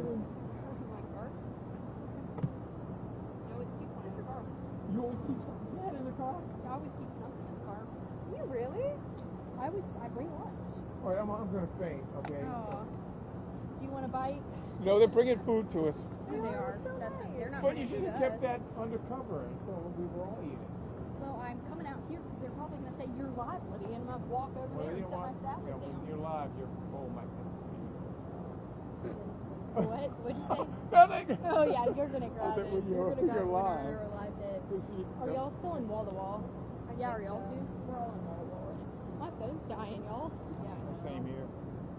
We've entered the Fort territory of wall to wall. At least we've had no bomb threats. We canceled the basketball tournament Wood once. or something. And the guy called us and told us he was going to blow up the station. Would you mind helping me film something for Instagram really quick? Just a quick, like, Okay, I'll do it.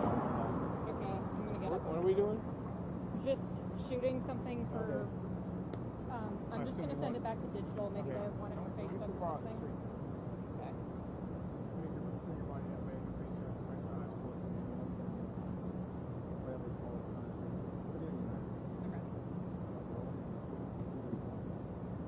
I'm Shay Schrader with WTOC in Savannah, and I'm outside Memorial Hospital in the heart of the city, which has already accepted 2 soldiers from that shooting on Fort Stewart. We don't know the conditions of those soldiers at this time, and we're being told by multiple law enforcement sources that a 3rd soldier is expected to be brought here to Memorial. Any soldiers that are brought here are likely going to be in the worst condition because this is the only level 1 trauma center in the area. We are working to learn more about the conditions of all of the soldiers that have been shot. So far we know that that's 5. Stick with WTOC for the very latest updates. We walked in and everybody was like,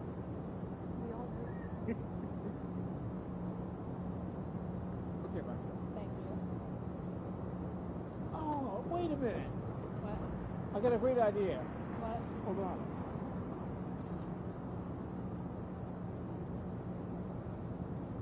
Is that my phone?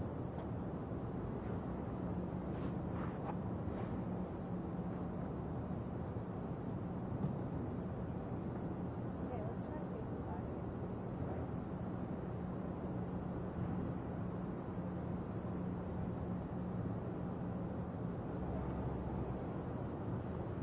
Oh, you got a mini mic?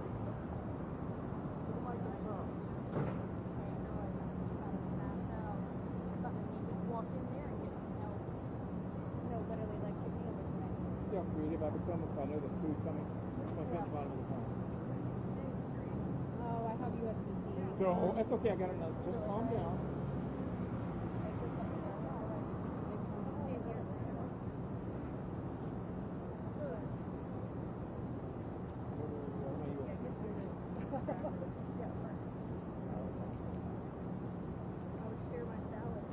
Get that USB-C out of the way. You got some more. All right, just plug that in.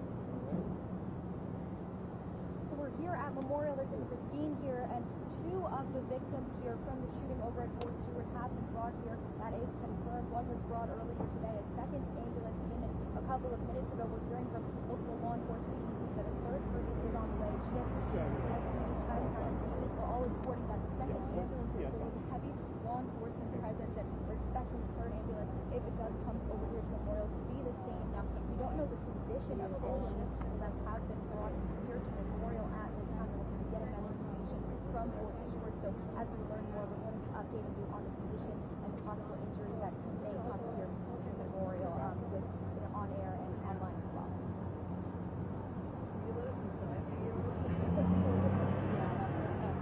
Well, that's what you're going to do now. Photographer genius. That's what I do with my money. Well, you gotta get paid for something. Alright.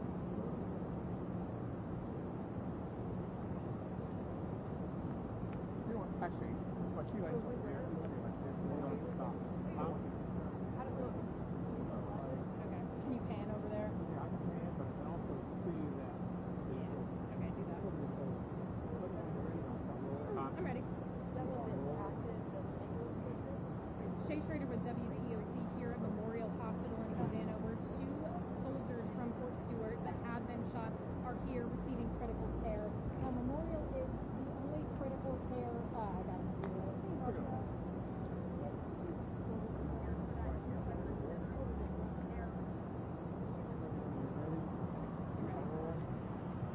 Shay Schrader with WTOC here at Memorial Hospital in Savannah, where 2 soldiers that have been shot on Fort Stewart are here receiving critical care. Now, Memorial is the only level 1 trauma center in the area, and so we can infer that the soldiers that are being treated here are wounded seriously. The Army has confirmed that 5 soldiers were shot on Fort Stewart base earlier today, and we have heard from multiple law enforcement sources that a third soldier is going to be brought here to Memorial to be treated. We will keep you about answers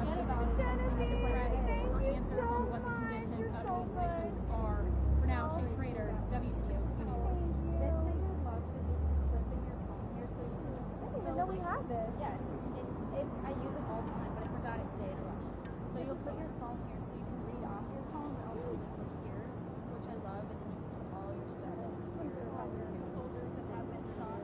I got one more thing, but the podium's more important. Yeah. I'll be back. I got one more thing. What did you bring? Powerade. So you can not have to savor one ball. You're so good. Okay, very good. Okay. Your hair is gonna have to go up. Limber, you want to go sit in the car? Get a little AC? You want to, I can man everything out here. Go get a little AC. Here's the key. I'll, what is it? How much battery? That's a full battery, and then I got a new one right in the box, too. Let's leave it on because I think ABC is taking her calls. Hey, I'm going to charge my phone.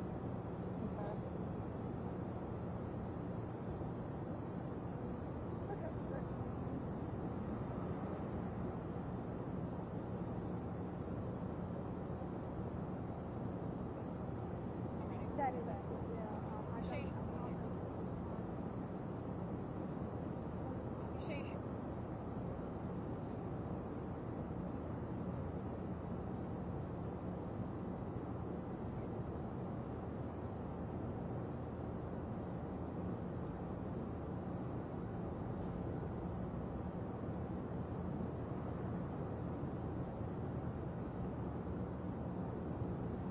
Good. Did you think to bring that?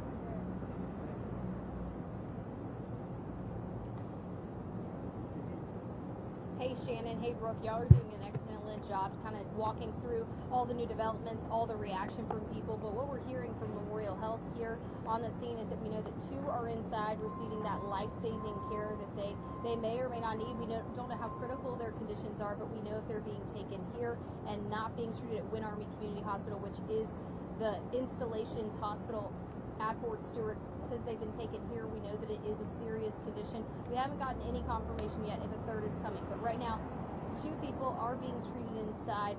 Of course, it's a heartbreaking moment for the community of Hinesville, but also the Fort Stewart community. We just heard from Mayor Van Johnson there, who said we as Savannians want to do anything that we can to support, and it very much impacts us because you think about Hunter Army Airfield. It's just about 10 minutes down the street from where I'm standing. That's where a bunch of soldiers that are 3rd ID dog-faced soldiers also are located. And here at the hospital, those inside here are doing everything that they can to take care of those 2 soldiers that were hurt in such a tragic incident. We're hopeful to hear from somebody from Memorial Health ERs how their trauma response works when they have an incident like this. I know they are very well equipped. We know the people inside there. We know the ER director. He's a good man who wants to come out here and talk to us, but of course they are dealing with so much on the inside there that is where they are needed most. But we see in times like this, we see a lot of bad coming out of this. Of course, this is very tragic, but we see a lot of good in people as well. And that's what we see from first responders here. They're stepping up and helping, and it doesn't matter who comes through their doors. They are there and they are ready, and that's what we saw when that first ambulance pulled up. We saw all those medical professionals rush in to help them. Right now, the good news is we don't have anyone confirmed to have died from this incident. We just know now that they have serious conditions that would warrant them coming here to Memorial Health in Midtown Savannah. But we'll continue to bring all those details as soon as we get new details here at Midtown Savannah's Memorial Health as they treat these 2 soldiers. From Memorial, Brooke, Shannon, back to you. With us, they're not going to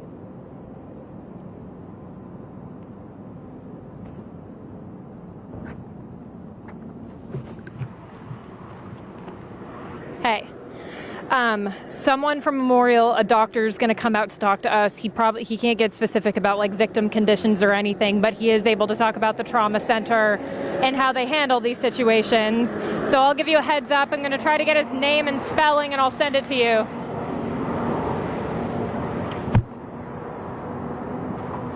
Yes.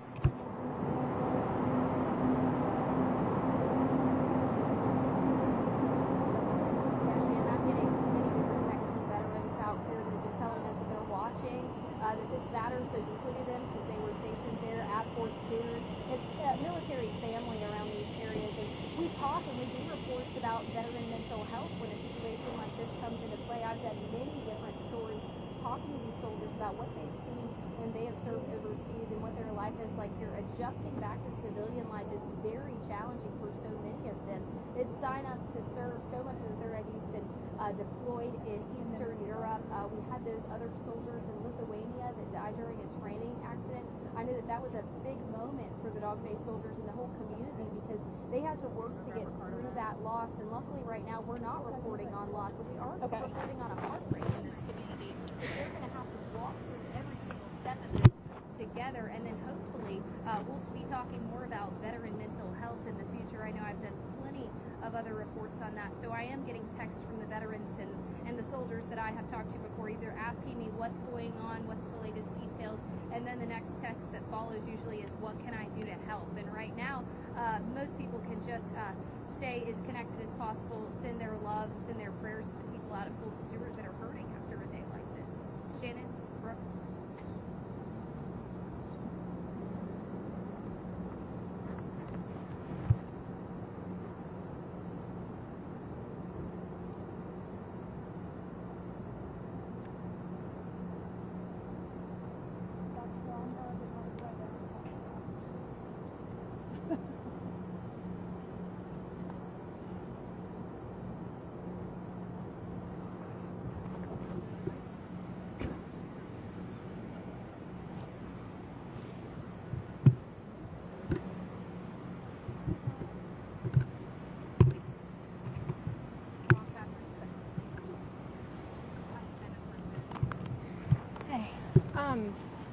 With this doctor coming down, are y'all wanting to do individuals, or do we want to get them all at once? Are we all live? I mean, it looks better to do one by one. Are we all gonna take it live though? I know we are.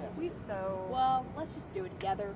I feel like that would make the most sense. It's not like it's like exclusive info. I mean, we're all gonna get them. It would take them a bunch of time. Okay. If we can frame it up right, let's do it all together. How do you think? What do you think? I think we should do it all together. Yeah, just personally. save the time. Make him not repeat everything. Yeah. 6 They times. said that told that the other document was scheduled with Dr. Moody was my client.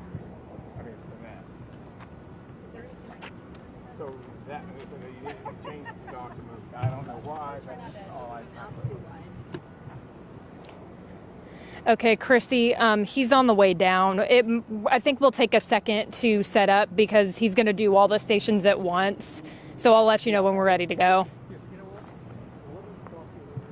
Yeah, honestly, Chrissy, the best way to go about it might be to just have the anchors intro it with his name and then just dip into what he wants to say. Because if we're all trying to intro it, it's just going to be a mess. Okay, thank you so much. Okay, bye-bye. All right, let's stick the mic up here.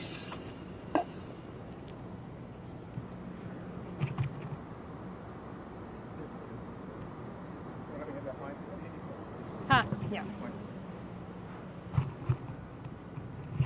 Actually, it might be best if I hold it out so the We're going audience to can hear me out. do one at a time.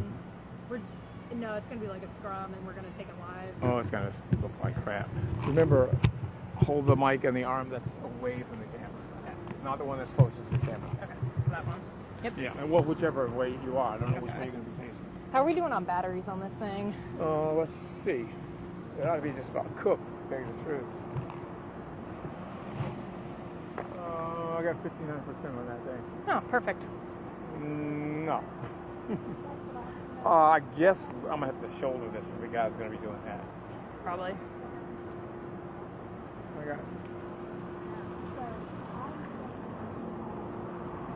I got to change batteries. I actually got a battery in there. Could I have one of those batteries, please?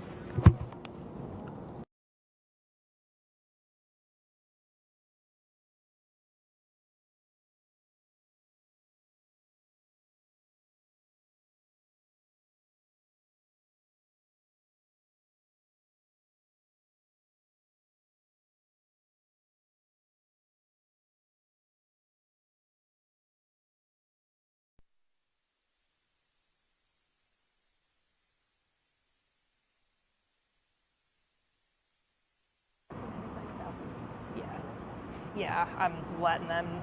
I don't want them to tease it and be like, yeah. Yeah, Chrissy, just make sure they know he can't talk about anything specific. I don't want to advertise that we're going to get victim updates or whatever, because, yeah, okay, cool.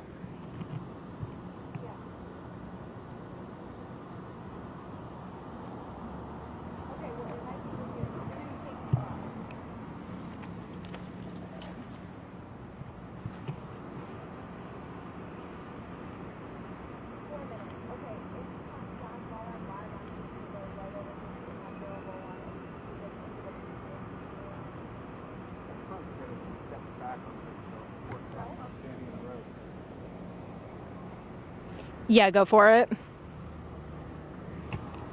Okay. They have us up as a bump.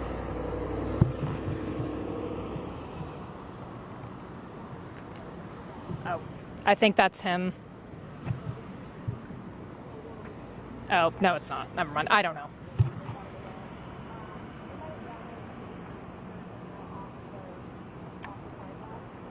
Yeah, we got a hot mic.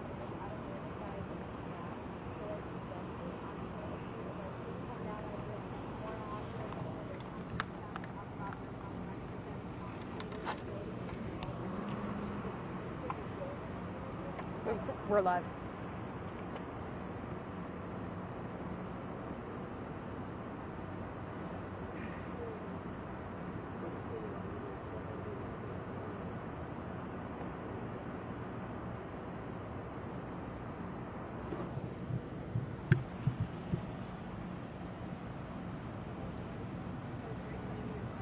Okay, we're still up.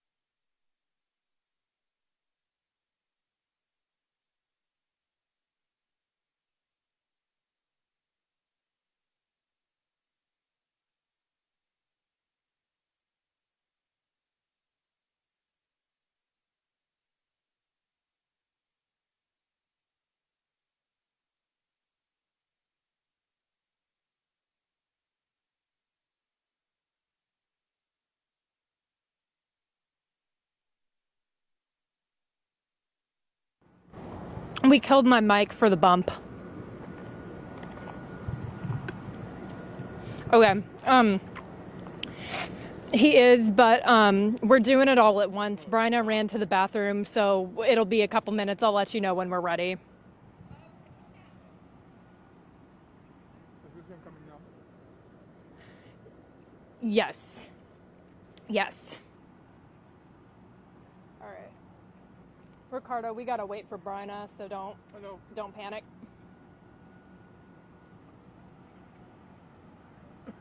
Yeah, Michaela just brought us some. Hey, are you Dr. Bromberg? I am. Nice to meet you. I'm Shay Schrader, WTOC. Shay? Thank you so much for coming out. We really appreciate your time. Sure. We also have somebody from JCL. Bryna asked us to wait until she gets back. Before we do all this, what exactly can you talk about? I know you can't talk I'm specifics. supposed to not talk about anything having to do with the actual patients that we have right here. I was told that we were going to talk about what a level 1 trauma center is and what we do in general. Okay. I have, since I wasn't on shift right now, I actually not only am not allowed to talk about those patients, I don't have any information about them really. Fair enough. Okay. Perfect. Yeah. All right. Mic level. Works for Check, us. check, check. Yeah. Mic check 1 2 3. Mic check 1 2. Mic check 1 2. Yeah. Yeah. Bryna and one of the other reporters just ran to the bathroom, so they'll be back in We a won't few. keep you out here in the hot sun too long. Not a It's problem. dreadful. Worse for you guys with makeup than it certainly is with me. Yeah. How long have you been here? I came here right out of fellowship, so I've been here since 2022. No, 2022. Sorry, 2002. Just a little bit. Wow. Yeah, long. I've been here a long time. You mustn't like it here if you stay that long. I love snow. That's awesome. Are you from around here, or? No, I've been working my way south. Originally, I was born in Queens, New York. Oh, you're from Queens. I'm from Staten Island. Oh, awesome. Nice to see a fellow New Yorker. How'd you end up down here? Good job. I bet you got to follow. You gotta follow where the opportunity is. Makes sense. And then I went to school at we got the UVA doctor right here. Okay. for both undergrad and med school, and then down here after fellowship. Thanks. Well, thank you so much for being here and for working here for 20 years. It's awesome. I know you guys take all the not fun calls for this half of the state. Well, honestly, I mean, I do it because I don't want to say I find it fun, but I find it exciting and interesting and important. Sure, yeah. There's some people that love being in an office and taking care of people with chronic diseases, and thank God, because we need those people. But that's not me. And the trauma surgeons go into trauma surgery because we like being at the spot at the time, fixing the problem that they have, and that's why we go into trauma. And so there's people, we're opposite ends of the spectrum. All right. That's a perfect lead-in for us. Yeah. All right. Hey, y'all. We're ready to go down here. If you can please come to us. Yeah. They've been beefing up our trauma center, talking about we're going to level 1 even. Hi, I'm Lydia. National South. It's great to meet you, Bill. Lydia, And Shay. what's your title here? I'm an attending trauma surgeon. I've been here Yes, since so my fellowship we are in here with Dr. William Bromberg. He is a trauma surgeon here at Memorial. And Dr. Bromberg, I know you just said it, but can you tell us a little bit about your background here at Memorial? Sure. My name is Bill Bromberg. I'm an attending trauma surgeon, which means I've completed a general surgery residency and then advanced training in trauma and critical care. I've been here since my fellowship, since 2002. So I'm actually the longest practicing trauma surgeon here at Memorial right now. And what we do is we take care of the critically ill and injured patients. If the normal ER doctors think they need to be admitted or they're sicker than the normal ER doctor sees, we're sort of like the next step for the critically ill and injured patient. Dr. Bromberg, I know that you can't talk specifically about the patients that you have here from Fort Stewart, but we know that a great deal goes into preparing to take on critical patients like those patients from Fort Stewart likely are. Can you walk us through the process of what y'all go through when you get a call that you have gunshot victims coming in is? Absolutely. And that's really what sets a trauma center apart from non-trauma hospitals that have emergency departments. We are expected to have a very vast array of resources ready before the call comes in. So when we get a call, whether it's a gunshot wound or somebody fell off a ladder and the the EMS people think they're critically injured. We get a phone call that says they're coming in 15 minutes. At that time, that phone call goes out to an attending trauma surgeon, a critical care fellow who is a resident completing more training, 2 surgery residents, usually a surgery nurse practitioner, 2 specially trained ER nurses, a respiratory therapist, a radiology tech, and a pharmacist. And they all are expected to be waiting for the trauma patient before that person hits the door. So you can imagine how much resources have to be put into that and how much preparation.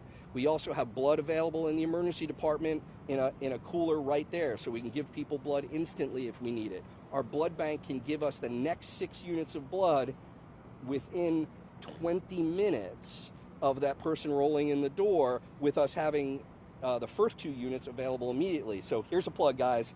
Give blood. We need it. So go out there and give blood. What else can I tell you about our trauma system? I'll ask you a quick question. If you're just joining us now, you can't tell us any specifics about their condition in there, but tell me what it's like when it comes to treating somebody that is a service member. Is there a heavy weight that comes with that?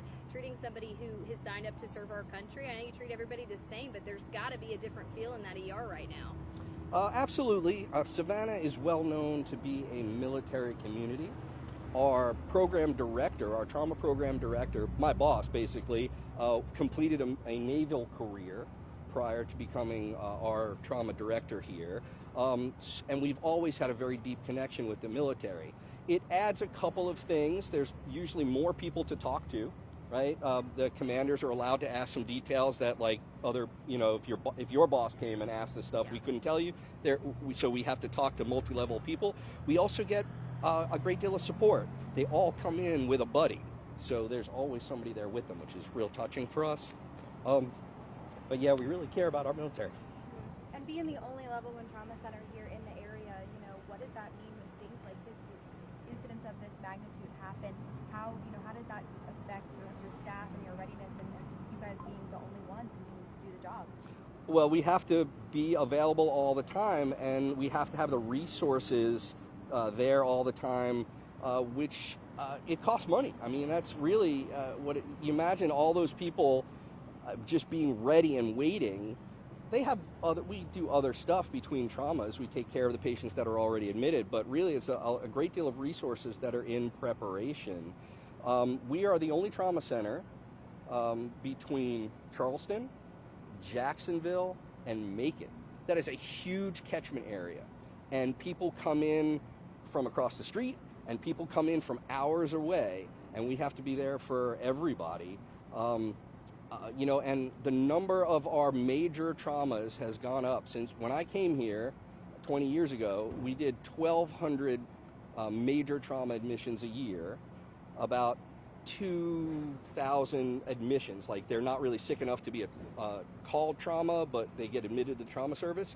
We're up to over 2,500 major traumas last year and almost 4,000 total admissions. So as the population grows, so does the number of people that get hurt, and we're there to provide that service to the community. Doctor, over the past couple of weeks, we've had a shooting at Oglethorpe Mall that required people to be treated here at Memorial. We've had this shooting on Fort Stewart today. You and your staff and everybody that works in this emergency room to treat gunshot victims, is there any, are they tired of having to treat gunshot victims? And I don't mean in the sense of they don't want to do it anymore, but is there any frustration seeing this continually come through your emergency room? Well, it's always sad. We would all love to be able to, like me, I'd love to go teach scuba diving. That would be my dream, right? If no more people got injured, I could find something to do. That being said, gunshots often, and of the type we see, are young. It's just really sad, and we would like to do everything we can to prevent that. We are involved in the violence interdiction program, where we try to cut the cycle of violence when you have a shooting that may be gang related, to try to go out and prevent the cycle of shootings. So we're involved in that stuff, and that's one of the things that level 1 trauma centers have to do is be part of trauma prevention programs, and we're very proud of that. So yeah, I would absolutely love it if people would stop shooting each other. And specifically treating a gunshot wound, today some people were assuming might be some gunshot wounds as well as, incidents we've seen in the last couple of weeks. What specifically goes into that? Well, honestly, treating gunshot wounds can be the type of injury that requires the most technical expertise but the least amount of thought, right? If you are in a bad car accident, you can be injured and us not really see it. It can all be invisible and inside and internal bleeding. Gunshot wounds, honestly, you can think about it as there's a hole, sorry. Everything in between those holes has a hole in it. And you literally need to stop the bleeding or sew up any leakage of any other things that could be leaking, like your intestines and stuff. So it's actually, it can require good technical expertise, right? Somebody's bleeding to death, you have to stop that bleeding right away. But honestly, it's almost the least amount of mental exercise that we have to do. And we are very good at stopping that bleeding. So patients that hit the trauma bay door, if we know they're coming, we meet them at the door, they can get blood within 2 to 5 minutes if they need it, and we can get them into the operating room and operating on them in less than 15 minutes, which is a requirement for a trauma center. So we can really do that quickly. We're very good at that. And that's really what it entails. It's deciding right away if somebody's bleeding enough or has something injured that needs an operation and getting them from the trauma bay where we do that assessment to the operating room where we actually fix the problem as fast as we can in a safe manner. Well, thank you so much for your time today. We just want to thank you for all you're doing for those service members inside. I definitely noticed. All right, that was Dr. William Bromberg from the trauma center here at Memorial Hospital. He was unable to talk about specifics as to the condition of the soldiers that have been brought here today, but he was able to speak to the situation, in the emergency room, how they were able to prepare to receive these gunshot victims, and about how his staff is dealing with multiple mass casualty situations in the last several weeks, that being the Oglethorpe Mall shooting just last month, as well as this situation on Fort Stewart today. So lots of good information there from him. We are still pressing the Army for information on how the victims in this situation are doing. For now, I'm going to send it back to the studio.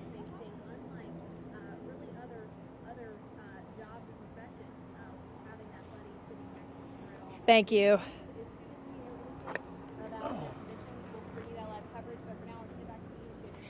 Yeah, we're going to do that right now.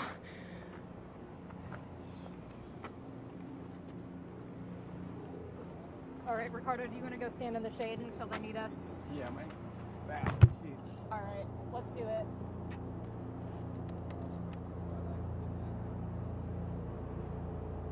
I got your sandwich.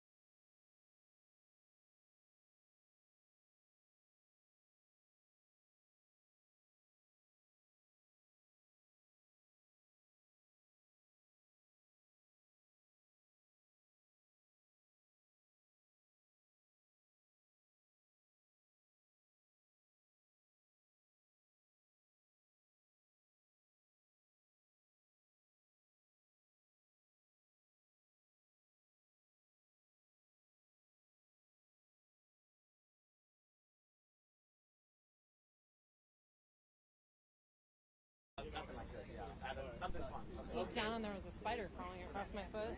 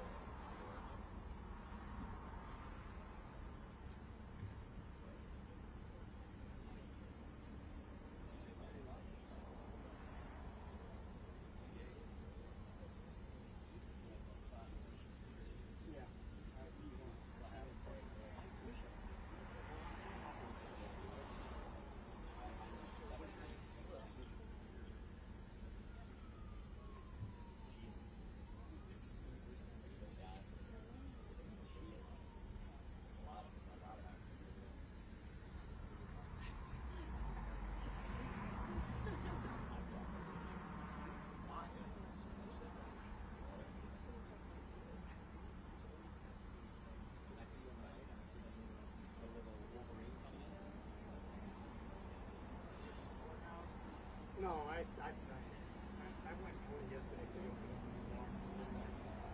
I went back.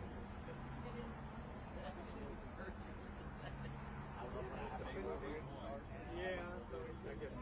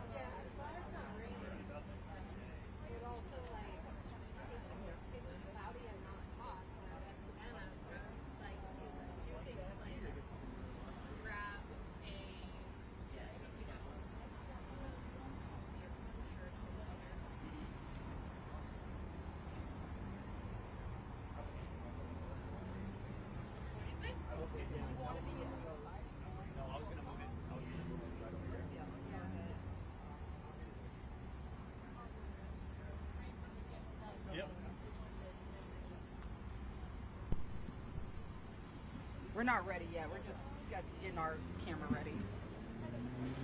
It's good.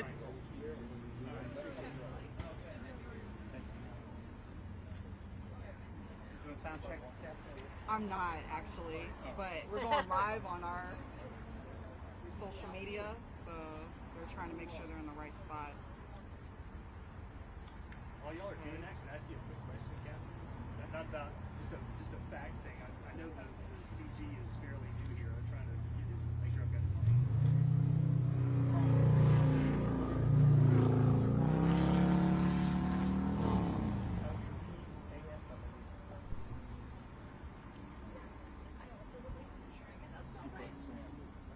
Yeah, I'm sorry. I don't mean to just. Sorry.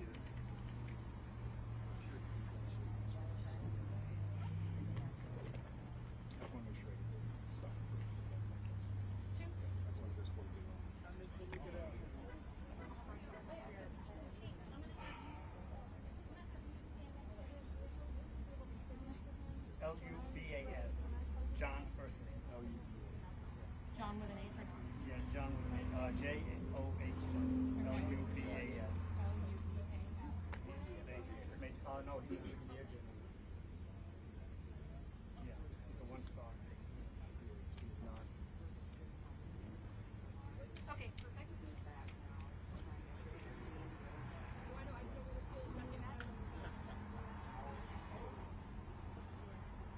I will crash down.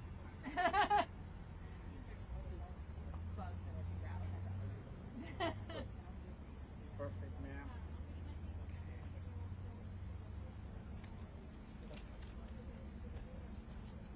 You're good, Sergeant Woods?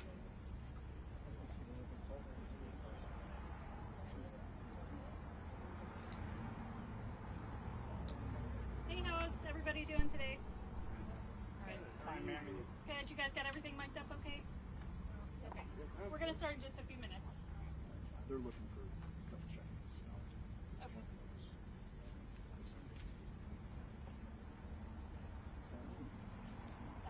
I'm going to leave this in the shade so it doesn't die. Okay.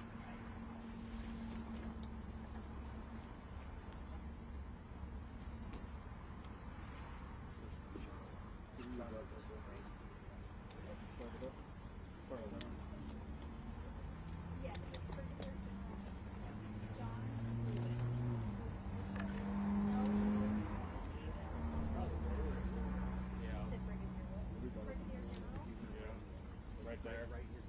Because I'll raise mine to the lower thing.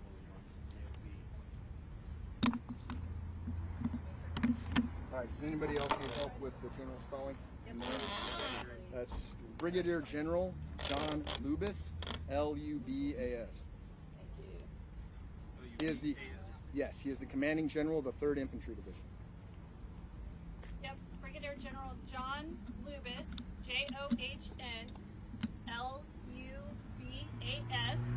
He is the commanding general of the 3rd Infantry Division. Sergeant Woods, you good? Okay, you're all set up? Okay. Thank you. I know we got some folks that are going live at right at 3:30, so we'll hold tight to the timeline. About 5 minutes. 5 minutes.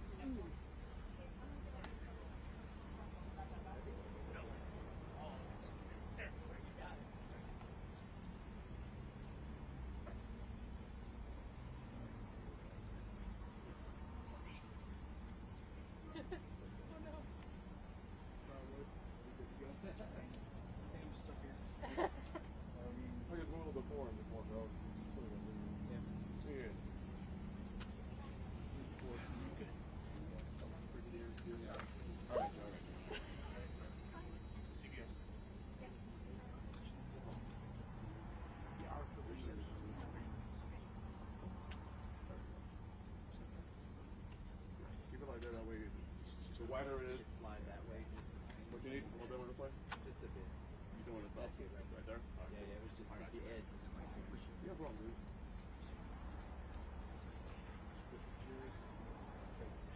Would you put the cameras out of the cards? The cards? I appreciate it. You're good. You're good. Am I alone for all y'all if I'm feeling like this?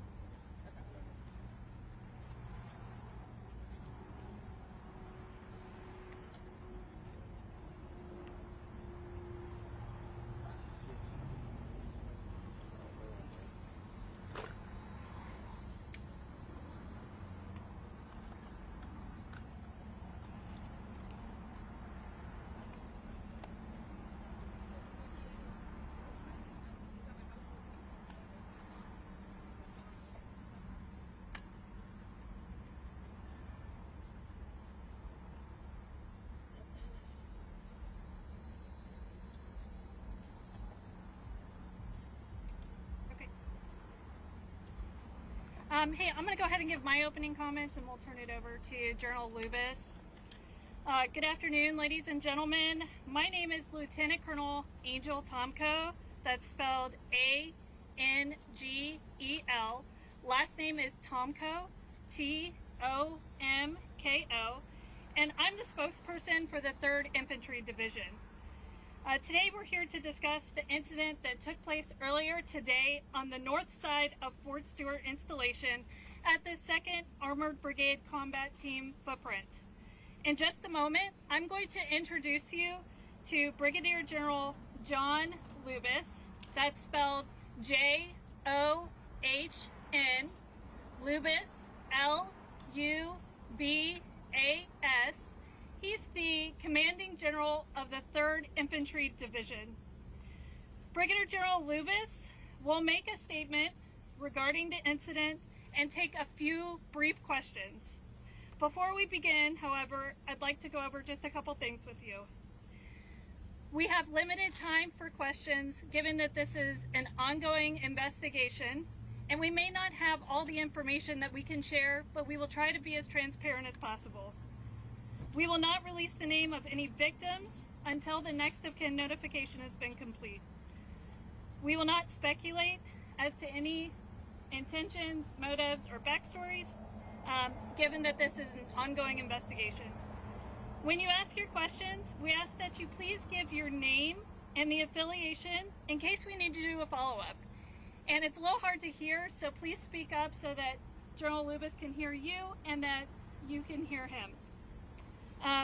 Thank you, ladies and gentlemen. I will now turn it over to General Lubis.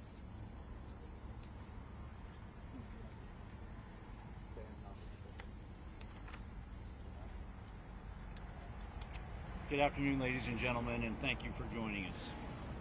This morning, shortly before 11 o'clock, an active duty soldier assigned to Fort Stewart, Georgia, shot and wounded 5 of his fellow soldiers here on Fort Stewart. Thankfully, all are in stable condition and all are expected to recover. The alleged shooter is in custody. We have reestablished security. I have lifted all lockdown measures on Fort Stewart, and there is currently no threat to the local community. I'd like to recognize and thank our Army law enforcement and medical personnel and our partners from local, state, and federal law enforcement and emergency services for their quick response and support. I would also like to thank the brave soldiers who immediately intervened and subdued the shooter. These soldiers, without a doubt, prevented further casualties. Our wounded soldiers were initially evacuated to Wynn Army Community Hospital right here on Fort Stewart. All arrived in stable condition, and 3 of the 5 required surgical intervention. 2 have been transported to Memorial Hospital in Savannah, Georgia for additional care. We have identified the alleged shooter as Sergeant Cornelius Radford, an automated logistics sergeant assigned to 2nd Brigade Combat Team. Sergeant Radford has not previously deployed to combat.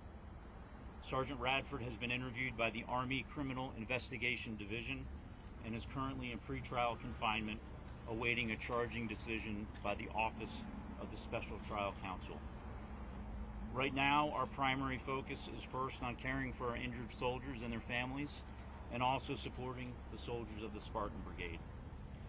All of the families of the victims have been notified, and we're wrapping our arms around them and ensuring we provide them all the support that we can.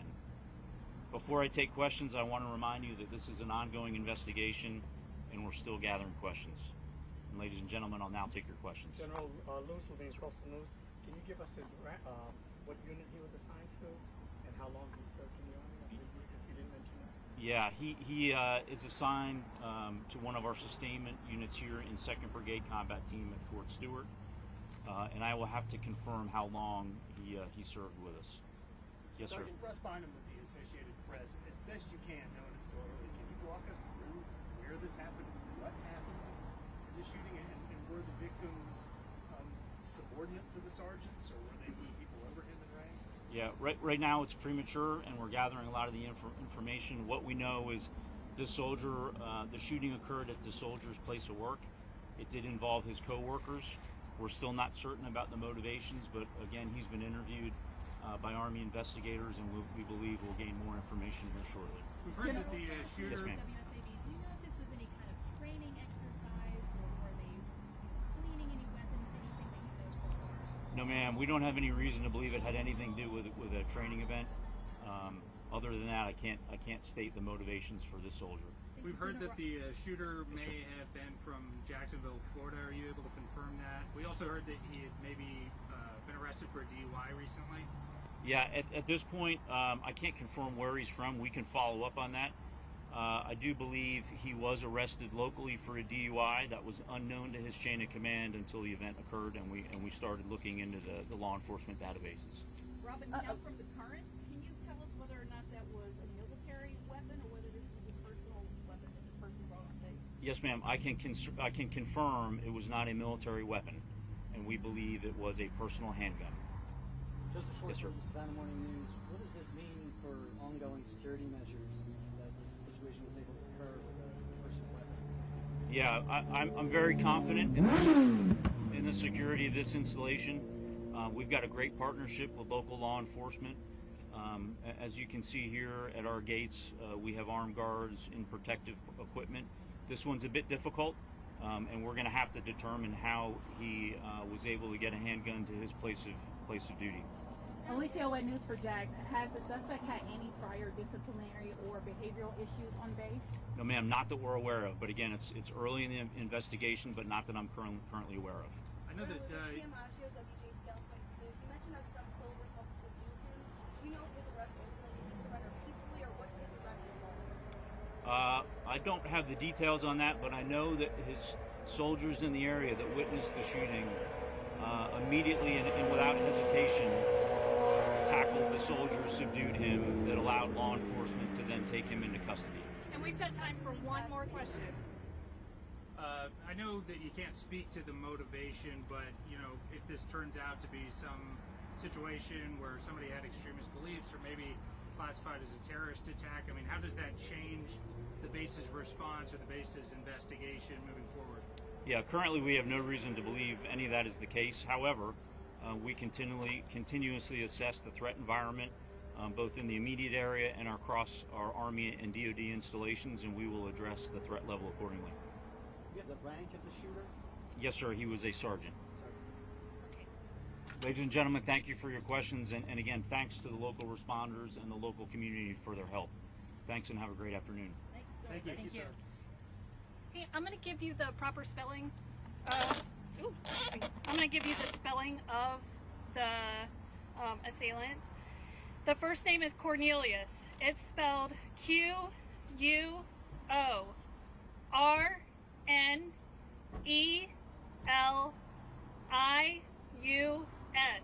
Last name is Radford. R-A-D-F-O-R-D.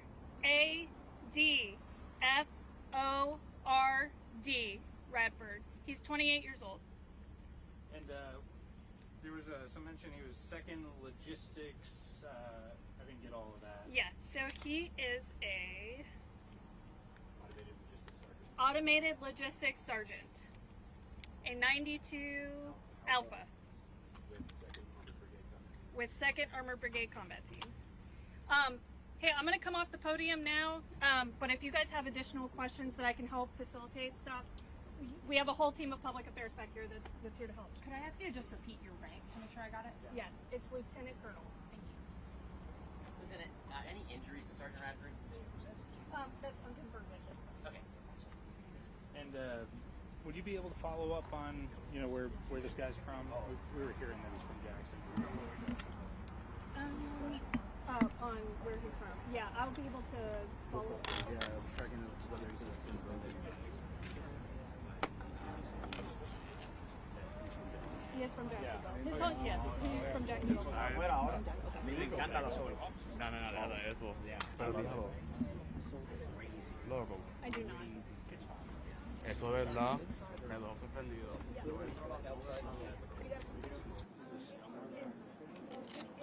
So it's typical. It's in the company operations area, which you know is kind of all together. It's got the company operations area, motor pool, and vehicle parking area all together.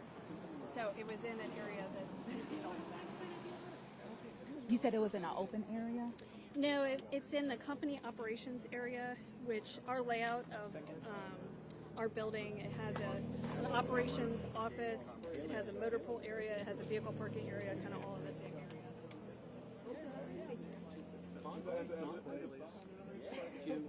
Yes, it is QUORNELIUS.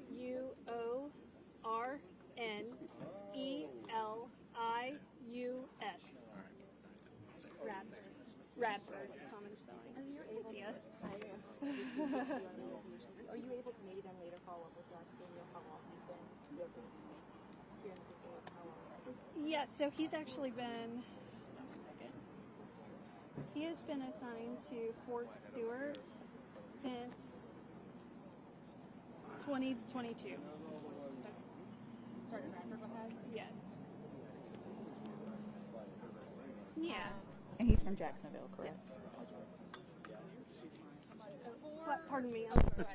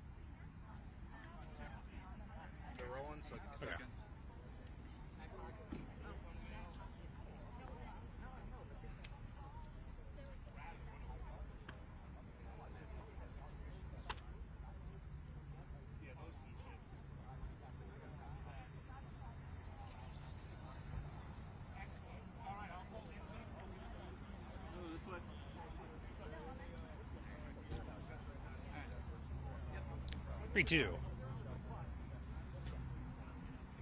3-2. The general in command of this military installation has confirmed the shooter was Cornelius Radfern, an automated logistics sergeant within the 2nd Armored Brigade Combat Team. Now, he was able... 3-2. We've learned from the military command here at... 3-2.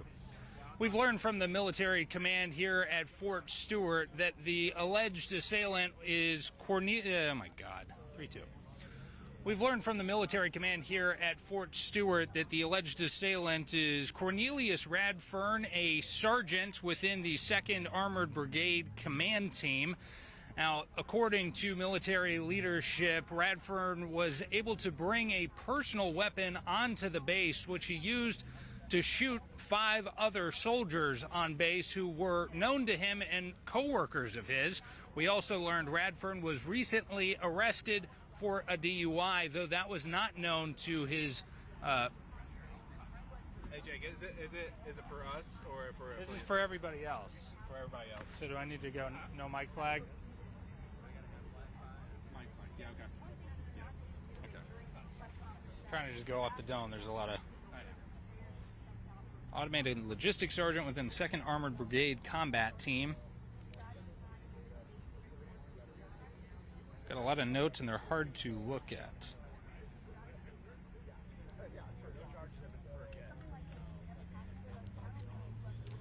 Are they good? Yeah, they're good. You're framed up? Yeah. All right. 3-2. We've learned from military leadership here at Fort Stewart the alleged gunman is Cornelius Radfern. He's a sergeant within the 2nd... I can't read my phone. I'm trying to look down to reference notes. Because of the sun? Yeah, it's way too bright. 2nd Armored Brigade Combat Team, 3-2. We've learned from military leadership here at Fort Stewart that the alleged gunman's name is Cornelius Radford. He's 28 years old and from Jacksonville, Florida. He serves as a sergeant in the automated... Here, let's just turn on this I one. literally can't fucking see him. This really doesn't help at all. It doesn't make a difference. I can't see it no matter what.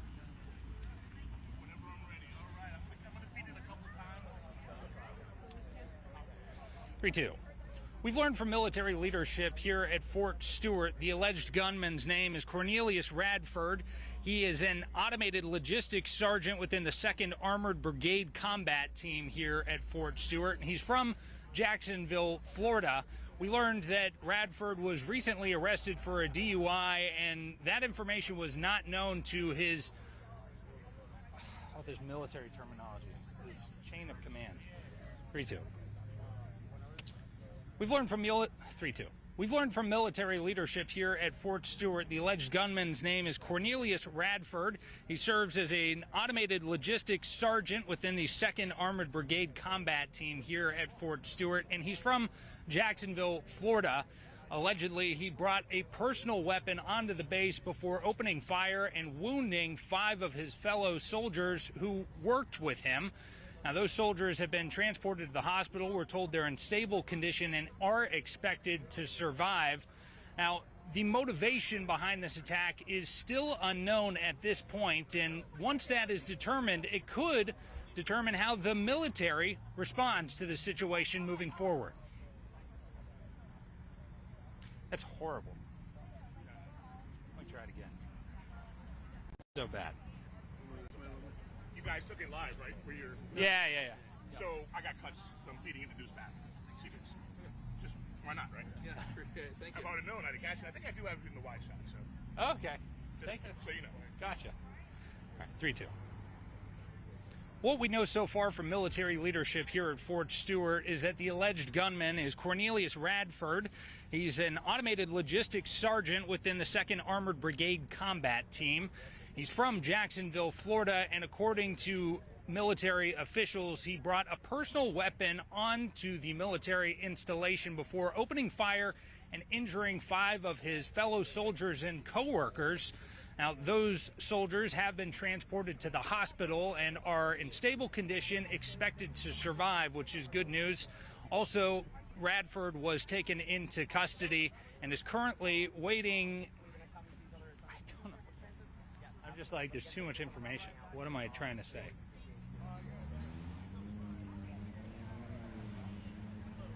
It's not a base, it's a military installation.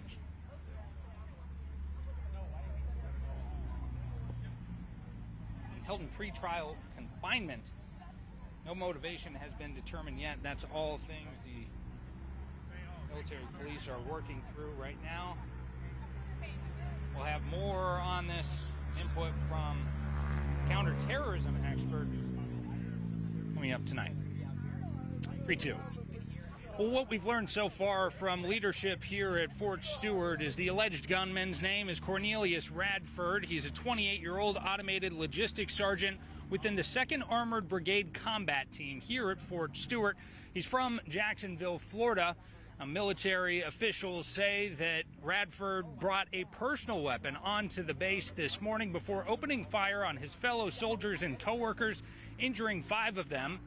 We're told those 5 soldiers have been sent to the hospital. 3 required surgery, but they're in stable condition and are expected to survive. Radford was taken into custody about 45 minutes after initially opening fire and sending schools nearby into lockdown, as well as the base itself. Now, he's currently in pre-trial confinement. Oh my God, so close. Every time I'm doing it, I'm getting a little better. 3-2. Well, what we've been able to learn from military officials so far here at Fort Stewart is the alleged gunman is Cornelius Radford. He's a 28-year-old from Jacksonville, Florida, who serves as an automated logistics sergeant within the 2nd Armored Brigade Command Team. We're told he was... I'm going to just do this over and over and over and over again. 3-2. Well, here's what we've learned from military officials here at Fort Stewart so far. The alleged gunman's name, Cornelius Radford. He's 28 years old from Jacksonville, Florida, and serves as an automated logistics sergeant within the 2nd Armored Brigade Combat Team here at Fort Stewart. This morning, he entered the military installation with a personal firearm and opened fire on his fellow soldiers and coworkers, injuring 5 of them. They were all transported to the hospital. 3 required surgery, but the good news is they're in stable condition and expected to survive. Radford recently was arrested for a DUI, we're told. It's not clear whether that was one of the motivating factors in this attack, as that DUI was not known to his chain of command.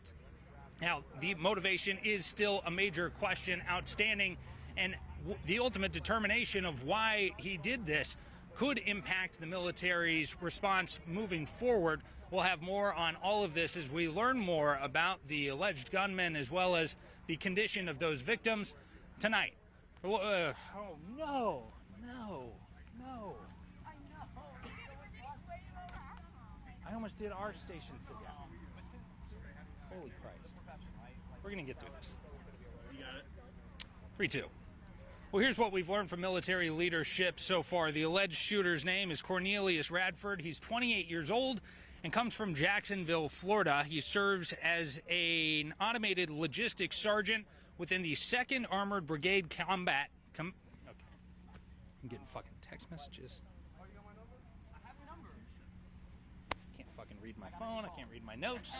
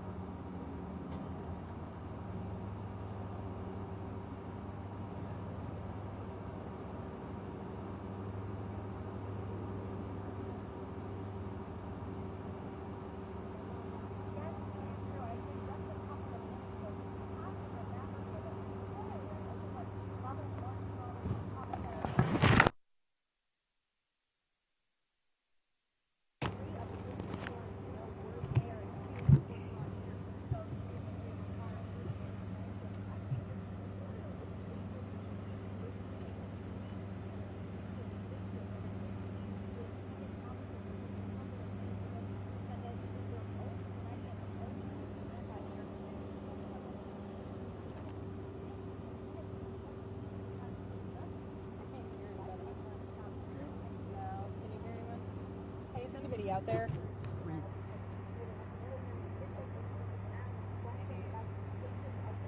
Oh, wait, I hear something else.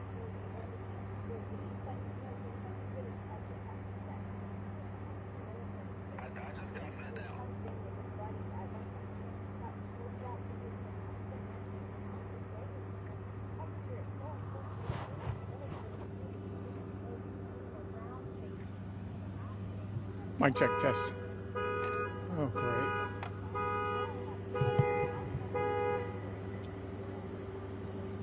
Dude.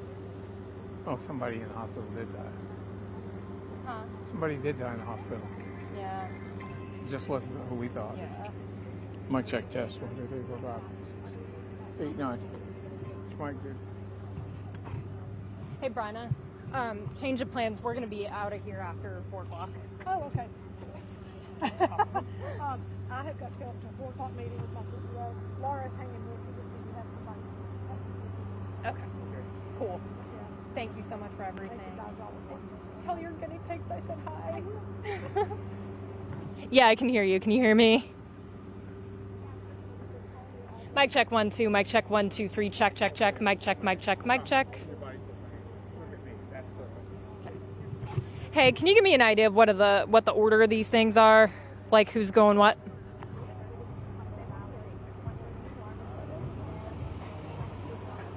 Thank you. Thank you.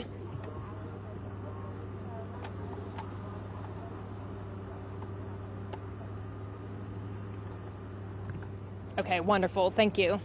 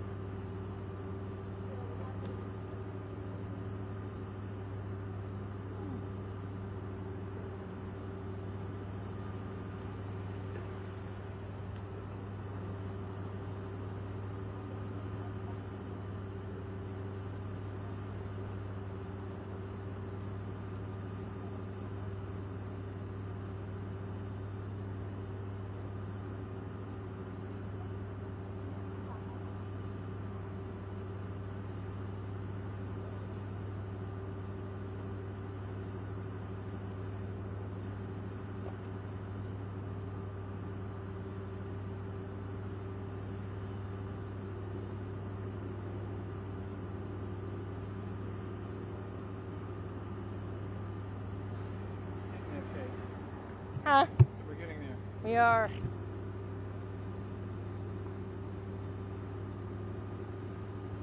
Oh, you get the request in already? Oh, yeah.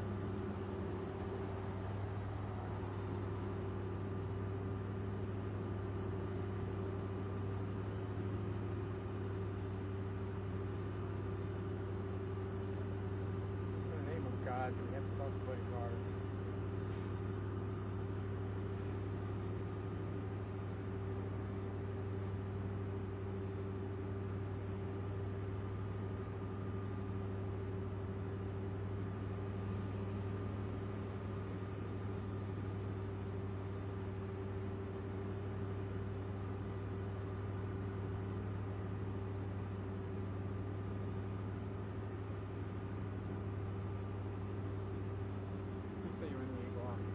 Huh?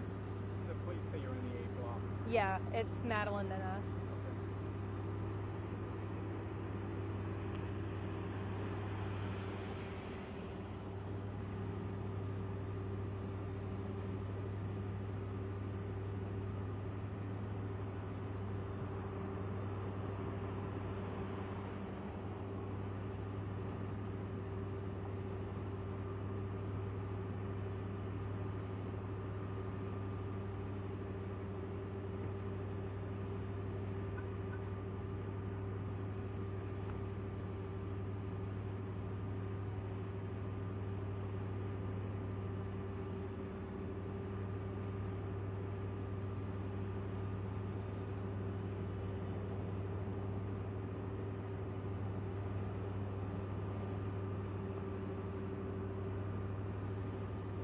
All right, 10 seconds to top of the show.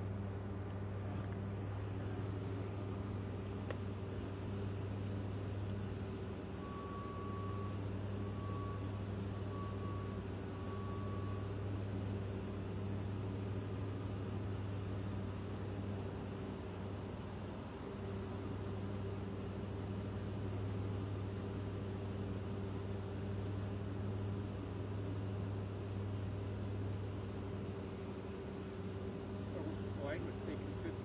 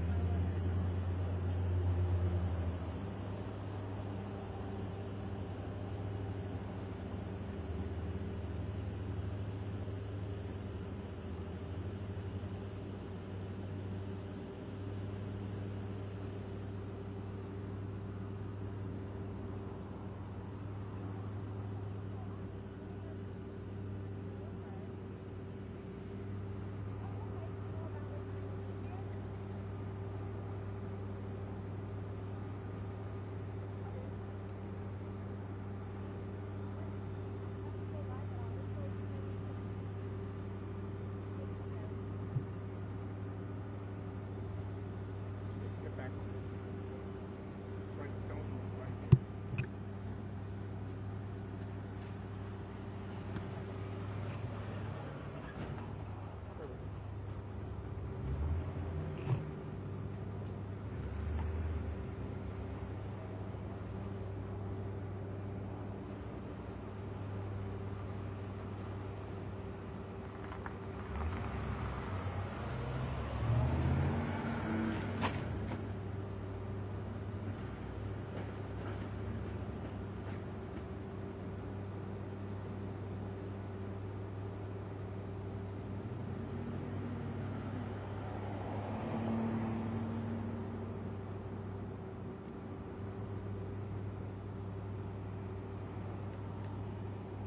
Props while driving away.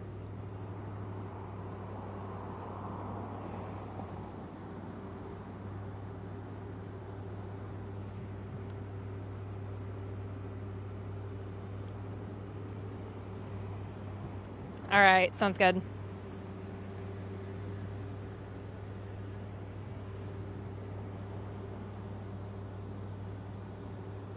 How far? Maddie's wrapping up now, then us.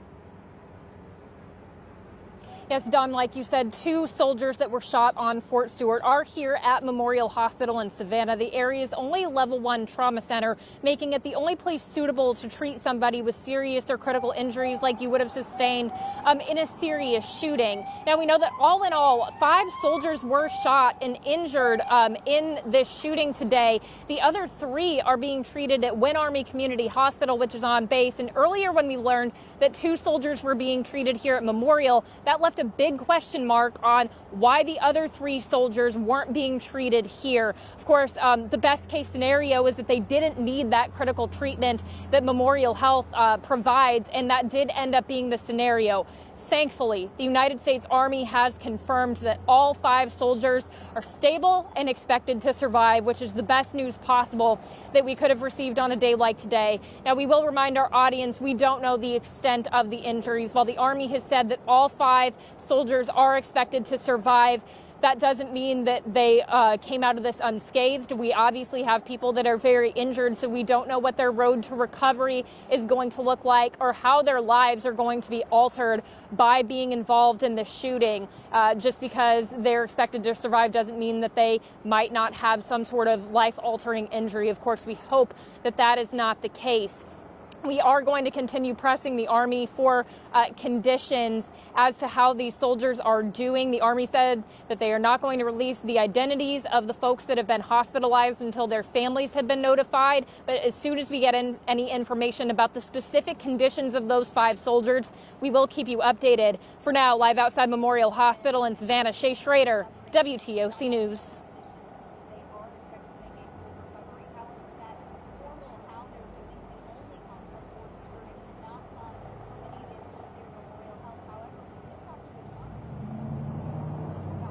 All right, we're good. Let's roll. Do you want me to drive?